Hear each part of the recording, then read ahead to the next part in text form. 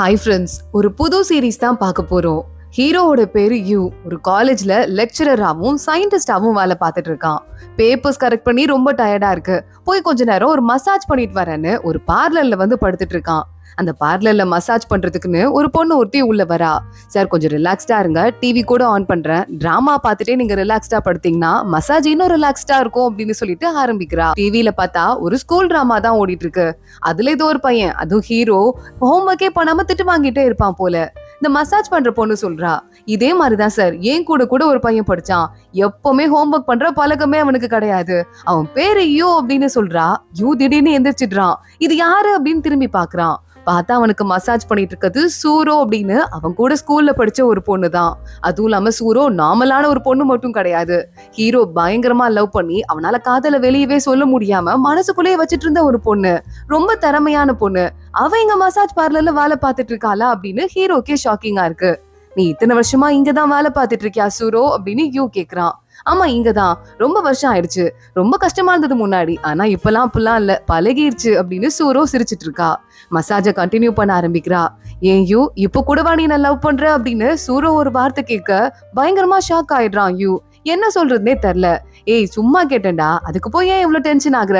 சரி, என் டைமிங் முடிஞ்சிருச்சு, நீ இங்கே ஒரு 10 நிமிஷம் படுத்து ரிலாக்ஸ்டாரு, அப்புறம் அவனை வந்து ஆளுங்க வெளியே கூட்டு போவாங்க, ஓகேவா? நான் போயிட்டு வரேன், கண்ணை மூடிக்கோ அப்படின்னு சொல்லிட்டு அங்கிருந்து சூரோ வெளியே கிளம்பிடுறா. சூரோ வெளியே ரிசப்ஷன்ல, நான் மசாஜ் பண்ண பையனுக்கு இந்த கொடையை கொடுத்துருங்க, மழை வெளியே பெய்யுதுன்னு சொல்லிட்டு கொடையை வெளியே கொடுத்துட்டு சூரோ நனைஞ்சிட்டே ஓடி போயிட்டு இருக்கா. கொஞ்ச நேரத்துக்கு அப்புறமா யூ வெளியே வரான். ரிசப்ஷன்ல இருக்க பொண்ணு, சார் இந்த கொடையை எடுத்துக்கோங்க அப்படின்னு கொடுக்க உனக்கு ஒரு மாதிரி ஹாப்பியா இருக்கு, சூரோவை வேற மறுபடியும் திரும்ப பார்த்திருக்கோம், இனிமே எல்லாமே நல்லதாதான் நடக்கும்னு சந்தோஷமா ஓடி போயிட்டு இருக்கான். ஒரு குட்டி பிளாஷ்பேக்ல நம்ம சூரோவுக்கு ப்ரொபோஸ் பண்றதுக்கு யூ நின்னுட்டு இருக்கான். ஒட்டுமொத்த கிளாஸும் சுத்தி நிக்குது. ப்ரொபோஸ் பண்ணுன்னு அவங்க எல்லாம் என்கரேஜ் பண்ணிட்டு இருக்காங்க. ஆனா யூ ரொம்ப வெக்கப்படுறத பார்த்துட்டு சூரோ அவனோட கையை பிடிச்சி இழுத்துட்டு ஓடி போயிடுறா. இங்க பாரு, யாருமே இல்ல, என்ன சொல்ல வர, என்கிட்ட சொல்லு, என்ன எனக்கு பிடிச்சிருக்குன்னு சொல்றதுக்கு வரியா, அதுக்குதான் ட்ரை பண்றியா அப்படின்னு சூரோவே கேக்குறா. ஆமா அப்படின்னு பாவமா யூ தலையாட்ட, இதுக்கும் மேல யாரையாவது உனக்கு பிடிச்சிருக்குன்னு வச்சுக்கோயேன், அவங்க கிட்ட போய் தாராளமா எனக்கு உனக்கு பிடிச்சிருக்குன்னு சொல்லிடு, இதுல ஒண்ணும் பிரச்சனை இல்ல, எனக்கு புரிஞ்சிருச்சு, நான் வரேன் அப்படின்னு சூரோ அங்க இருந்து கிளம்பிடுறா. யூ பாக்குறான், அவளை எல்லாருக்கும் பிடிக்கும், சோ எனக்கும் அவளை பிடிச்சிருக்குங்கிறது 10/11 தான், நம்மள மாதிரி கிடையாது அப்படின்னு யூ யோசிச்சுட்டு இருக்கான். இப்போ பிரசன்ட் டைம்ல மறுபடியும் அடுத்த நாள் காலையில எந்திரிக்கிறான். சூரோவை நான் பார்த்தேன், சூரோ என்கிட்ட என்ன கேள்வி கேட்டா, இப்போ என்ன பிடிச்சிருக்கான்னு கேக்குறா. யாராவது இப்படி கேட்பாங்களா? சூரோ இப்ப மட்டும் இல்ல, எப்பவுமே உன்னை எனக்கு ரொம்ப பிடிக்கும், நான் லவ் பண்றேன்னு கண்ணாடியை பார்த்து சொல்லிட்டு இருக்கான். சூரோவோட நம்பர்ல இருந்து அவனுக்கு கால் கூட வந்திருக்கு. சூரோ எனக்கு கால் பண்ணிருக்கா, நான் இப்போ உடனே போன் பண்ணி ஓகே சொல்ல போறேன் அப்படின்னு கால் பண்றான். ஆனா போன் வந்து ஸ்விட்ச் ஆஃப்ல இருக்குன்னு வருது. என்ன ஆச்சுன்னு தெரியலையேன்னு பார்த்துட்டு இருக்கும் போதே போலீஸ் ஸ்டேஷன்ல இருந்து யூக்கு கால் வருது. யூ போலீஸ் ஸ்டேஷனுக்கு போயிடுறான். என்னாச்சு ஆபீசர், ஏதாவது பிரச்சனையா, எதுக்காக என்ன கூப்பிட்டுருக்கீங்க அப்படின்னு கேட்க ஆரம்பிக்கிறான். இந்த பொண்ணு பேரு சூரோ, நேத்து நீங்க தான் உங்ககிட்ட லாஸ்ட் கிளையண்டா போய் மசாஜ் பண்ணிருக்கீங்க, இன்னைக்கு அந்த பொண்ணு வீட்டோட மாடியில இருந்து விழுந்து இறந்து போயிருக்காங்க, நீங்க தான் இந்த மாதிரி ஒரு கிரிப்டிக்கான லெட்டர், கையெழுத்து தெரியக்கூடாதுன்னு ஹேண்ட் ரைட்டிங்க வேற ஏதோ பேப்பர்ல இருந்து கட் பண்ணி ஒட்டி ஒரு லெட்டர் கொடுத்தீங்களா, இது நீங்க தானா அப்படின்னு போலீஸ் கேக்குறாங்க. யூ பார்த்து ஷாக் ஆயிடுறான். சூரோ இன்னைக்கு நேத்து இல்ல, எனக்கு 15 வருஷத்துக்கு முன்னாடியே ஸ்கூல்ல இருந்து தெரிஞ்ச பொண்ணு, அவளுக்கு எதுக்காக நான் இந்த மாதிரி எல்லாம் லெட்டர் கொடுக்க போறேன், நான் எதுக்காக அவளை கொல்ல போறேன், எனக்கும் அவளுக்கும் நடுவுல கான்டாக்ட் கூட இல்ல, அந்த பொண்ணு அட்ரஸ் எங்க இருக்குன்னு கூட எனக்கு தெரியாது, அவ வீடு எதுன்னு கூட எனக்கு தெரியாது அப்படின்னு யூ பயங்கரமா ஷாக் ஆயிட்டு பேசிட்டு இருக்கான். அவ எப்படி இறந்து போனா, அவ இறந்து போன இடத்த நான் போய் பார்க்கணும், எனக்கு அந்த அட்ரஸ்க்கு கொடுக்குறீங்களா அப்படின்னு கேக்குறான். போலீஸ் பாக்குறாரு, என் கூட வா அப்படின்னு சொல்லிட்டு செக்யூரிட்டிட்ட கொண்டு போய் விடுறாரு. செக்யூரிட்டி அந்த வீட்டோட உச்சி மாடிக்கு கூட்டு போயிட்டு, இந்த மாடியில இருந்து அவங்க கீழே விழுந்துட்டாங்க, ஆனா அவங்க பில்டிங் ஆப்போசிட்ல இருக்கு, உள்ள தாப்பால் போட்டிருந்தது மாடி கதவு, சோ அவங்கதான் தாப்பா போட்டிருப்பாங்கன்னு நினைக்கிறேன், இங்க இருந்து தான் குதிச்சுட்டாங்க, ரொம்ப நேரம் இருக்காதீங்க, கீழே வந்துருங்கன்னு சொல்லிட்டு செக்யூரிட்டி கிளம்பி போறான். சூரோ, உனக்கு என்ன ஆச்சு, எதனால இப்படி இறந்து போன, என்ன நினைச்சு எனக்கு கால் பண்ண, நான் ஏன் சூரோ உன்னோட போனை எடுக்காம விட்டுட்டேன், போன் பண்ணி தான் உனக்கு இது மாதிரி ஆயிருக்காதோ அப்படின்னு எதோ யோசிச்சுட்டு பிடிச்சிருக்கான்னு கேட்டல, சூரோ உன்னை பிடிச்சிருக்கு அப்படின்னு சொல்லிட்டு ஒரு மாதிரி மயக்கம் வந்து ஹீரோ அங்கேயே விழுந்துடுறான். பார்த்தா 2024ல இருந்து 2009க்கு போயிடுறான். கிளாஸ்ல ஏஞ்சு பாக்குறான். நான் என்ன கனவு காண்றேன்னா அப்படின்னு யூ எந்திரிச்சு கிளாஸ்ல கத்திட்டு இருக்க ஒட்டுமொத்த கிளாஸும் திரும்பி பாக்குது. இவனுக்கு என்ன பைத்தியமா, கனவு காண்றேன்னு சொல்லிட்டு இருக்கான், படிக்க வேண்டிய நேரத்துல நல்லா படுத்து தூங்குனா கனவு தான் வரும் அப்படின்னு எல்லாரும் கிண்டல் பண்ணிட்டு இருக்காங்க. பக்கத்துலயே ஒரு பொண்ணு உட்காந்துட்டு இருக்கா. இந்த பொண்ணு பேரு ஜிஜியா, நம்ம யூவோட பெஞ்ச் மேட் அவதான். டே உட்காரா, டீச்சர் வந்துட்டாரு அப்படின்னு சொல்லிட்டு இருக்கா. டீச்சர் உள்ள வராரு. யூ, எப்பவுமே யாரெல்லாம் ஹோம்ஒர்க் பண்ணலன்னு கேட்டதும் கை தூக்கிட்டு ஏஞ்சி நிப்ப, இன்னைக்கு நான் வரதுக்கு முன்னாடி ஏஞ்சி நிக்கிற, உன்னோட வளர்ச்சி அபரிமிதமா போயிட்டு இருக்குன்னு அவனை கலாய்க்கிறாரு. யூ பாக்குறான் டீச்சரும் கனவுல அப்படியே இருக்காரு. ஜிஜி நீயும் அப்படியே இருக்க, என்னடி நடக்குது அப்படின்னு கேட்டு அவ தலையிலே 2 தட்டு வேற விடுறான். டீச்சரு நீ அடங்க மாட்ட போல, உன்னை நான் என்ன பண்றேன்னு மட்டும் பாரு அப்படின்னு பக்கத்துல வந்து உனக்கு என்ன பனிஷ்மெண்ட் கொடுக்கலாம் அப்படின்னு கேட்டுட்டு இருக்கும் போதே உள்ள சூரு வரா. சாரி டீச்சர், நான் வரதுக்கு லேட் ஆயிடுச்சு, என்ன மன்னிச்சிருங்க அப்படின்னு சொல்லிட்டு இருக்கா. சூருவை பார்த்ததும் இவ்வளவு நேரம் யூ முகத்துல அந்த சிரிப்பு அழிஞ்சு போயிருது. அட்லீஸ்ட் நீ உயிரோட இருக்கே, அதே எனக்கு போதும் அப்படின்னு யூ நினைச்சிட்டு இருக்கான். ஹோம்ஒர்க் பண்ணிட்டல்லம்மா, நீ போய் உட்காருன்னு டீச்சர் சொல்றாரு. இல்ல டீச்சர், நான் ஹோம்ஒர்க் பண்ணல அப்படின்னு சொல்ல டீச்சர் ஷாக் ஆகுறாரோ இல்லையோ, எல்லாருமே கிளாஸ்ல ஷாக் ஆயிடுறாங்க. சூரோவே ஹோம்ஒர்க் பண்ணலையா, இடி விழுந்தா கூட உட்காந்து ஓரமா எழுதிட்டு தான் உள்ள வருவா, அவளுக்கே இப்படி ஒரு பிரச்சனையா அப்படின்னு பாத்துட்டு இருக்காங்க. யூ பாக்குறான் எல்லாருக்கும் தான் உடம்பு முடியாம போகும், அவளுக்கு மட்டும் போகாதா என்ன, ஒரு நாள் ஹோம்ஒர்க் பண்ணலாம் என்ன, உலகம் அழிஞ்சிருமா அப்படின்னு டீச்சரை எதிர்த்து பேச ஆரம்பிக்கிறான். சுரோ நீ ஹோம்ஒர்க் மட்டும் எழுதிட்டு வாமா, அதான் உனக்கு தண்டனை. டே ஆனா யூ நீர்க்கியே 1000 வார்த்தையில என்ன தப்பு பண்ணோன்னு சொல்லிட்டு உன் மன்னிப்பு கடிதத்தை எழுதி கொண்டு வந்து என்கிட்ட கொடுக்கல, கிளாஸ்லயே நீ உட்கார்ந்து இருக்க கூடாது புரியுதான், அவர் அங்கிருந்து கிளம்பி போயிடுறாரு. சூரோ பாக்குறா ஓரமா உட்காந்து அவ பாட்டுக்கு அவ ஹோம்ஒர்க்கை எழுதிட்டு இருக்கா. யூ அங்கதான் உட்காந்துட்டு இருக்கான், மன்னிப்பு கடிதம் எழுதணும்ல. சூரோ உனக்கு என்ன ஆச்சு, எதனால உனக்கு அந்த மாதிரி நிலைமை வந்துச்சுன்னு சூரோ பக்கத்துல போறான். சூரோ உனக்கு ஏதாவது மனசுக்குள்ள குழப்பம் இருக்கா, என்கிட்ட பேசணும்னா சொல்லு, அவாய்ட் பண்ணாதேன் ப்ளீஸ் அப்படின்னு சொல்லிட்டு அவன் பேச ஆரம்பிக்க சூரோ வாயே திறக்கல. என்ன அவாய்ட் பண்றல்ல, நேர்ல அவாய்ட் பண்றல்ல அப்படின்னு சொல்லிட்டு அங்கிருந்து கிளம்பி அவன் போயிடுறான் அவன் ஃப்ரெண்டு கூட. ஸ்கூலை விட்டு வெளியே வந்துட்டோம், இன்னும் கனவு கலையில, இது கனவு தானா அப்படின்னு யூ குழம்பிட்டே அவனோட அட்ரஸ் தேடி வரான் அவங்க அம்மா அப்பா வீட்டுக்கு. வீட்டுல எல்லாமே அப்படி இருக்கு, அம்மா கூட அப்படியே இருக்காங்க. யூவால நம்ப முடியல, அம்மா உனக்கு ஒண்ணும் ஆகல, நீ நல்லா இருக்கம்மா அப்படின்னு சொல்லிட்டு அவங்க அம்மாவை கட்டி பிடிச்சுக்கிறான். எனக்கு என்னடா அவ போது பைத்தியக்காரா, இப்படி கட்டி பிடிச்சு நீ என்ன கொன்றாத, சாப்பிடலாம் உட்காருன்னு அவங்க அம்மா அப்பா கூப்பிட்டு இவனை சாப்பிட உட்கார வைக்கிறாங்க. அம்மா டாக்டர்கிட்ட போய் காட்டுமா, வயிறுல ஏதாவது பிரச்சனைடா இப்பயே சரி பண்ணிக்கலாமா, அடுத்த வருஷம் இழுத்துட்டே இருக்காதம்மா அப்படின்னு யூ சொல்லிட்டு இருக்கான். அவங்க அம்மா ஏதோ ஒரு மெடிக்கல் கண்டிஷனை பார்க்காமலே விட்டாங்க போல. சரிடா நேஷனல் டே வருது, அதுக்கப்புறமா நம்ம போய் பாத்துக்கலாம் புரியுதா அப்படின்னு அவங்க அம்மா சொல்றாங்க. நேஷனல் டே வருதா அப்படின்னு யூக்கு ஒரு ஞாபகம் வந்துருது. பிரசன்ட் டைம்ல இருந்தப்போ போலீஸா இருந்தான்ல, அது யூவோட ஃப்ரெண்டு தான். அவன் சொல்லியிருந்திருக்கான் சூரோவோட அம்மாவும் அப்பாவும் ஒரு கார் ஆக்சிடென்ட்ல நேஷனல் டே அப்போ நம்ம 12th படிச்சப்போதான் இறந்து போயிட்டாங்க. ஆனா அது நம்ம கிட்ட சொல்லாமலே சூரோ மறைச்சிட்டா. அதுக்கப்புறம் பல மாசத்துக்கு அப்புறம் தானே விஷயமே தெரிஞ்சது அப்படின்னு சொல்லிட்டு இருந்திருக்கான். இப்ப யோசிச்சுட்டு அப்ப இப்பதான் ஆக்சிடென்ட் ஆயிருந்திருக்கு, அதனாலதான் ஹோம்ஒர்க்கே எழுதாம வந்திருக்கா, யார்கிட்டயுமே சொல்லாம அதை மறைச்சிட்டா. இப்ப அவளுக்கு ஆறுதல் தேவைப்படுது, நான் போனோம் அப்படின்னு ஹீரோ அங்க இருந்து வேகமா ஓடிட்டு இருக்கான். போற வழியில ஒரு டீச்சர் ஒருத்தர் பாத்துட்டாரு. டே என்னடா பண்ணிட்டு இருக்க, இங்க பாரு போய் வீட்டுல போய் படிக்கிற வேலையை பாருன்னு ரோட்ல கூட விடாம திட்டிட்டு இருக்காரு. யூ பாக்குறான் டீச்சர் இங்க பாருங்க, சூரோட அம்மா அப்பா 2 பேரும் ஆக்சிடென்ட்ல இறந்துட்டாங்க, அதனாலதான் அவன் ஹோம்ஒர்க் எழுதல, இத்தனை வருஷம் கிளாஸ்க்கு வரா, ஒரு நாளாவது எழுதாம வந்துருப்பாளா, அதை பத்தி நீங்க யோசிச்சு பாத்தீங்களா அப்படின்னு கேட்க, நிஜமாவா, சரி இந்த கொடை எடுத்துக்கோ, மழை வர மாதிரி இருக்கு, அவளை பார்த்து ஆறுதல் சொல்லு, மத்ததெல்லாம் நான் பாத்துக்கிறேன் அப்படின்னு டீச்சர் அங்க இருந்து கிளம்புறாரு. எந்த வீட்டுல அபார்ட்மெண்ட் இருக்க இடத்துல இறந்து போனாலோ அப்பயும் அதே வீட்டுலதான் சூரோ இருந்திருப்பா போல. கொடையை தூக்கிட்டு அங்க ஹீரோ ஓடி போயிட்டு இருக்கான். சூரோ கொட்டுற மலையில ரோட கிராஸ் பண்றதுக்காக வெயிட் பண்ணிருக்கா. அங்க நேரா யூ போயிடுறான். சூரோ என் கூட வா, நான் உன்னை வீட்டுல டிராப் பண்றேன் அப்படின்னு. எனக்கு யாரும் வேண்டாம், நான் இங்க தனியாவே போய்க்கிறேன் அப்படின்னு ஹீரோயின் அங்க இருந்து கிளம்ப ஆரம்பிக்கிறா. சூரோ மலையில நிலையாத, இப்போ உனக்கு ஒரு வேளை காய்ச்சல் வந்துச்சுன்னா உன்னை பாத்துக்கிறதுக்கு யாராவது இருக்காங்களா, நீ தானே உன்னை பாத்துக்கணும் அப்படின்னு யூ கேட்டதும் உனக்கு தெரிஞ்சிருச்சா, எப்படி உண்மை தெரியும் அப்படின்னு சொல்லிட்டு சூரோ கதறி கதறி ஆள ஆரம்பிக்கிறா. ஹீரோ அவளோட அப்படியே கையை பிடிச்சுக்கிறான். கட்டி பிடிச்சிட்டு நீ மேல சாஞ்சுக்கோ, நல்லா எவ்வளவு வேணுமோ அவ்வளவு அழுதுக்கோன்னு சொல்ல சூரோ மேல சாஞ்சிட்டு கதறி கதறி அழுதுட்டு இருக்கா. கொஞ்ச நேரத்துக்கு அப்புறமா மழையும் நின்றுது. மழை நின்னுடுச்சு, நானே வீட்டுக்கு போயிடுறேன் அப்படின்னு நேரா அபார்ட்மெண்ட் குள்ள வந்துட்டு, உன் தலை ரொம்ப நனைஞ்சிருச்சு, இந்தா தூண்டு இதை தொடச்சுக்கோ, உன் மேல கோட்டு போட்டிருக்கல அதை கழட்டி கொடு, நான் உனக்கு வாஷ் பண்ணி கொடுத்துடுறேன், இந்த சட்டையை போட்டுக்கோ அப்படின்னு சூரோ யூக்கு ஒரு சட்டை ஒன்னையும் கொடுக்குறா. தேங்க்ஸ் சூரோ அப்படின்னு சொல்லிட்டு உள்ள போறதுக்கு யூ ட்ரை பண்றான். உள்ளலாம் வர வேணாம், என் அங்கிள் வந்துருவாரு என்ன பாத்துக்கிறதுக்கு, என்னை பத்தி நீ ஒன்னும் கவலைப்பட தேவையில்ல, இங்க இருந்து கிளம்பு அப்படின்னு சூரோ சொல்லிட்டு போயிடுறா. ஒரு மாதிரி யூக்கு மனசு கஷ்டமா இருக்கு. கீழே இறங்கி போலான்னு பாக்கும்போது படிக்கட்டுல நல்லா குடிச்சிட்டு ஒரு ஆளு மாடிக்கு ஏறிட்டு இருக்கான். அதை வாட்ச் பண்ணலாமான்னு யோசிக்கிறதுக்குள்ள கீழே ஒருத்தன் நிக்கிறான், ஹூடி போட்டுட்டு. யார் இவன் அப்படின்னு லைட்டா அவனுக்கே பயமா இருக்கு. பாக்கெட்ல இருந்து எதையோ எடுக்கிறான், பார்த்தா கீ எடுத்து கீழ் வீட்டுல தான் இருப்பான் போல. அந்த ஹூடி போட்டவன் கதவை திறந்துட்டு உள்ள போயிடுறான். இவனை பார்த்ததே எனக்கு ஒரு மாதிரி மயக்கம் வர மாதிரி இருக்கு, என்ன நடக்குது அப்படின்னு குழம்பிட்டு இருக்கும் போது டக்குன்னு ஏஞ்சிடுறான். இப்போ பிரசன்ட் டைம்ல இருக்கான். மொட்டை மாடிக்கு வந்து பார்த்தான்ல, அங்கேயே மயங்கி விழுந்துட்டான் போல. போலீஸ் போன் பண்ணி கூப்பிடுறாரு, கொஞ்சம் நீ வாப்பா அப்படின்னு. யூவும் கிளம்பி போறான். நம்ம சூரோ அபார்ட்மெண்ட் குள்ள போகும்போது ஒரு ஹூடி போட்டவனும் பின்னாடியே போயிருக்கான். இவனை நீ எங்கேயாவது பாத்திருக்கியா அப்படின்னு போலீஸ் கேக்குறாரு. யூ உடனே நான் பாத்திருக்கேன், நான் கனவுல பார்த்தேன் அப்படின்னு சொல்ல, காமெடி பண்ணிட்டு இருக்காத, இங்க எதுவும் உனக்கு டாபிக் இல்ல அப்படின்னா கிளம்பு அப்படின்னு அவர் சொல்லிட்டு யூவும் அங்க வந்து வெளியே வந்துட்டு இருக்கான். நான் என்ன பண்றதுன்னு தெரியலன்னு. அந்த போலீஸ் யூவோட கிளாஸ்ல படிச்ச ஃப்ரெண்டு தானே, நமக்கு எப்படா தெரியும், ரொம்ப லேட்டா தானே தெரிஞ்சது, சூரோ அத்தனை நாள் நமக்கு தெரியாம மறைச்சுதானே வச்சிருந்தா அப்படின்னு யூ சொல்ல, பைத்தியக்காரா என்னடா சொல்லிட்டு இருக்க, அடுத்த நாளே டீச்சரை போய் பார்த்துட்டு சூரோவோட அம்மா அப்பா இறந்து போயிட்டாங்க நீ தான் சொன்ன, அப்புறம் டீச்சர் அடுத்த நாள் கிளாஸ்ல வந்து சொல்லி நம்ம எல்லாமே சூரோக்கு கூட ஆறுதல் சொன்னோம், அப்புறம் உனக்கு லீவ் எல்லாம் கூட கொடுத்தோம்ல அப்படின்னு சொல்ல யூ யோசிக்கிறான். என்னது, அப்ப நான் யோசிச்சு பார்த்தது கனவுல நடந்தது கிடையாதா, நான் நிஜமாவே டைம் டிராவல் பண்ணிட்டு போயிட்டு அப்ப என்ன நடந்ததோ அதை மாத்திட்டேனா, நான் சொன்னது நடந்துச்சா அப்படின்னு யோசிச்சுட்டு இருக்கான். அவனுக்கு அடுத்து கால் வருது. ஏன்னா இன்னைக்கு சூரோக்கு இறந்து போயிட்டால, அவளுக்கு ஃபியூனரல் பண்றாங்க. யூ அங்க கிளம்பி போறான். கூட படிச்ச ஒரு பொண்ணு ஒருத்தி வந்துட்டு இருக்கா. கிளாஸ்மேட்ஸ்னு சொல்லிட்டு நம்ம 2 பேர் தான் வந்திருக்கோமா அப்படின்னு யூ கேட்க, உன் பெஞ்ச்மேட் இருந்தால ஜிஜி, அவ இங்க தான் வேலை பாக்குறா ஃபியூனரல் சென்டர்ல, அவ இருக்கா பாரு அப்படின்னு சொல்ல, ஜிஜிக்கும் யூக்கும் ஏதோ வாய்க்கா தகராறு நடந்திருக்கும் போல. அவ இதையும் பெருசா கண்டுக்காம பக்கத்துல வந்து நிக்கிறா. உள்ள போய் வேலையெல்லாம் ஆரம்பிக்கலாம் வாங்க அப்படின்னு சொல்லிட்டு ஃபியூனரல் எல்லாம் முடியுது. யூ வெளியே வந்து நின்னுட்டு இருக்கான். நான் போய் ஹிஸ்டரிய மாத்திட்டு வந்திருக்கேன் அப்படின்னா எனக்கு மறுபடியும் ஒரு சான்ஸ் கிடைச்சதுன்னா சூரோவை என்னால காப்பாத்த முடியுமா அப்படின்னு யோசிக்கிறான். ஜிஜி பக்கத்துல வந்து யூ பின்னாடி நிக்கிறா.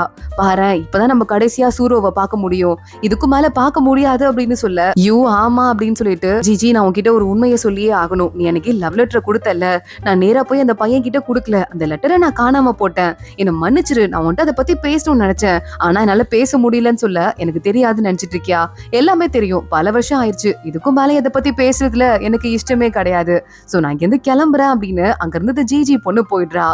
யூ கார்ல போகும்போது கூட இருக்க அந்த கிளாஸ்மேட் பொண்ணு சோனி கூடவே வந்துட்டு இருக்கா. உனக்கும் ஜிஜிக்கும் என்னடா பிரச்சனை, நான் யோசிச்சு கூட பாக்கல அப்படின்னு சொல்ல, உடனே யூ ஒரு பிளாஷ்பேக்க சொல்ல ஆரம்பிக்கிறான். இந்த ஜிஜி ஒரு லவ் லெட்டர் கொடுத்து ஜென்னு ஒரு பையன் வந்திருக்கான், அவன் கிட்ட கொடுக்க சொல்லி கொடுத்திருக்கா. ஆனா நம்ம யூ கதை காணா போட்டிருக்கான். அந்த ஜென்னு பையனே வந்து எதா தேடிட்டு இருக்க அப்படின்னு யூ கிட்ட கேட்டிருக்கான். அப்போ உடனே யூ அது வந்துடா, அது என்ன தெரியுமா, உனக்கு வந்து ஜிஜியை பிடிச்சிருக்காடா அப்படின்னு கேட்க, பிடிச்சிருக்குன்னா லவ் பண்ற மாதிரியா, அந்த மாதிரிலாம் எனக்கு பிடிக்கல அப்படின்னு இந்த ஜென்னு சொல்லிடுறான். லெட்டர்ல என்ன இருந்ததே தெரியாம அவனும் அதை சொல்லியிருக்கான். யூ நேரா திரும்பி வந்து ஜிஜி கிட்ட அவனுக்கு ஒண்ணு பிடிக்கலையா, அதை சொல்ல சொன்னான் அப்படின்னு சொல்ல, லெட்டர் அவன் படிச்சானா அப்படின்னு ஜிஜி கேக்குறா. படிச்சுட்டு தான் சொன்னான் அப்படின்னு யூ பயந்துட்டு போய் சொல்லிடுறான். அப்போ சரி ஓகே அப்படின்னு கோச்சிட்டு அங்க இருந்து ஜிஜியும் போயிருக்கா. அந்த இடத்துக்கு வந்து சூரோ இவங்க 2 பேரும் ஒரு மாதிரி ஷாக்கிங்கா நிக்கிறத பார்த்துட்டு அவளும் கிளம்பி போயிருக்கா. இந்த கதையை சொல்லிட்டு நான் அதுக்கப்புறம் ஜிஜிட்ட மன்னிப்பு கேட்கறதுக்கு ட்ரை பண்ணேன், ஆனா அவ என்கிட்ட பேசவே இல்ல, அப்புறம் என்ன ஆச்சுன்னு எனக்கு நிஜமாவே புரியலன்னு சொல்ல, கூட இருக்கிற பொண்ணு இல்லடா சூரோக்கு நம்ம இன்னும் கொஞ்சம் ஃபியூனரல் பெருசா பண்ணலாம்டா, ரொம்ப லோன்லியா அந்த மாதிரி இருக்குடா, எனக்கு வந்து நிறைவாவே இல்ல அப்படின்னு மனசுக்குள்ளேயே ஃபீல் பண்ணிட்டு இருக்கா. இங்க மறுபடியும் நம்ம இன்னொரு பிளாஷ்பேக்கை யோசிச்சு பாக்குறான். கொஞ்சம் வருஷத்துக்கு முன்னாடி அவங்க அம்மா இறந்து போயிருக்காங்க. அவங்க அப்பாக்கு இன்னொரு பொண்ணு கூட இப்ப கல்யாணம் ஆக போகுது போல. அப்ப அவங்க கல்யாணத்துக்கு நான் சீக்கிரமா கிளம்பி வந்துடுறேன்ப்பா அப்படின்னு யூ சொல்றான். அவங்க அப்பா பார்த்து கிளம்பி வரியா, பரவாயில்லடா மெதுவாவே வா, நான் ஒருத்தைய கல்யாணம் பண்ணிக்க போறேன்ல, அவங்களுக்கு ஒரு பொண்ணு இருக்கா, அந்த பொண்ணு எல்லா கல்யாண வேலையும் பாத்துக்கிறேன்னு சொல்லிருக்கா, சோ பெருசா வேலை எதுவும் இருக்காது அப்படின்னு அவர் அங்க இருந்து கிளம்பி போயிடுறாரு. யூ இன்னொரு தடவை நான் எப்படியாவது போய் சூரோ இறந்து போன இடத்த பார்த்தா ஏதாவது ஐடியா கிடைக்குதான்னு பாக்குறேன்னு உள்ள போறான். தம்பி ரெஜிஸ்டர்ல என்ட்ரி போட்டு போங்கன்னு செக்யூரிட்டி சொல்றாரு.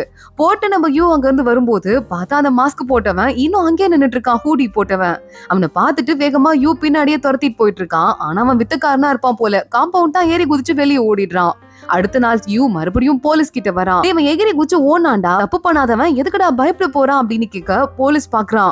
ஏண்டா எவனாவது எகிரி குச்சி ஓடுறான் அப்படின்னா அவனை பார்த்து துரத்திட்டு வந்ததுல பயந்துட்டு ஓடி இருப்பான்டா, இது ஒரு ஆக்சிடென்ட் தான், சூரோ ஆக்சிடென்ட்ல தான் இறந்து போயிட்டா, இந்த விஷயத்தை நீ ரொம்ப பெருசாக்கி குழப்பத்தை உண்டு பண்ணாத, இங்க இருந்து கிளம்பி போ அப்படின்னு போலீஸும் சொல்லிடுறான்.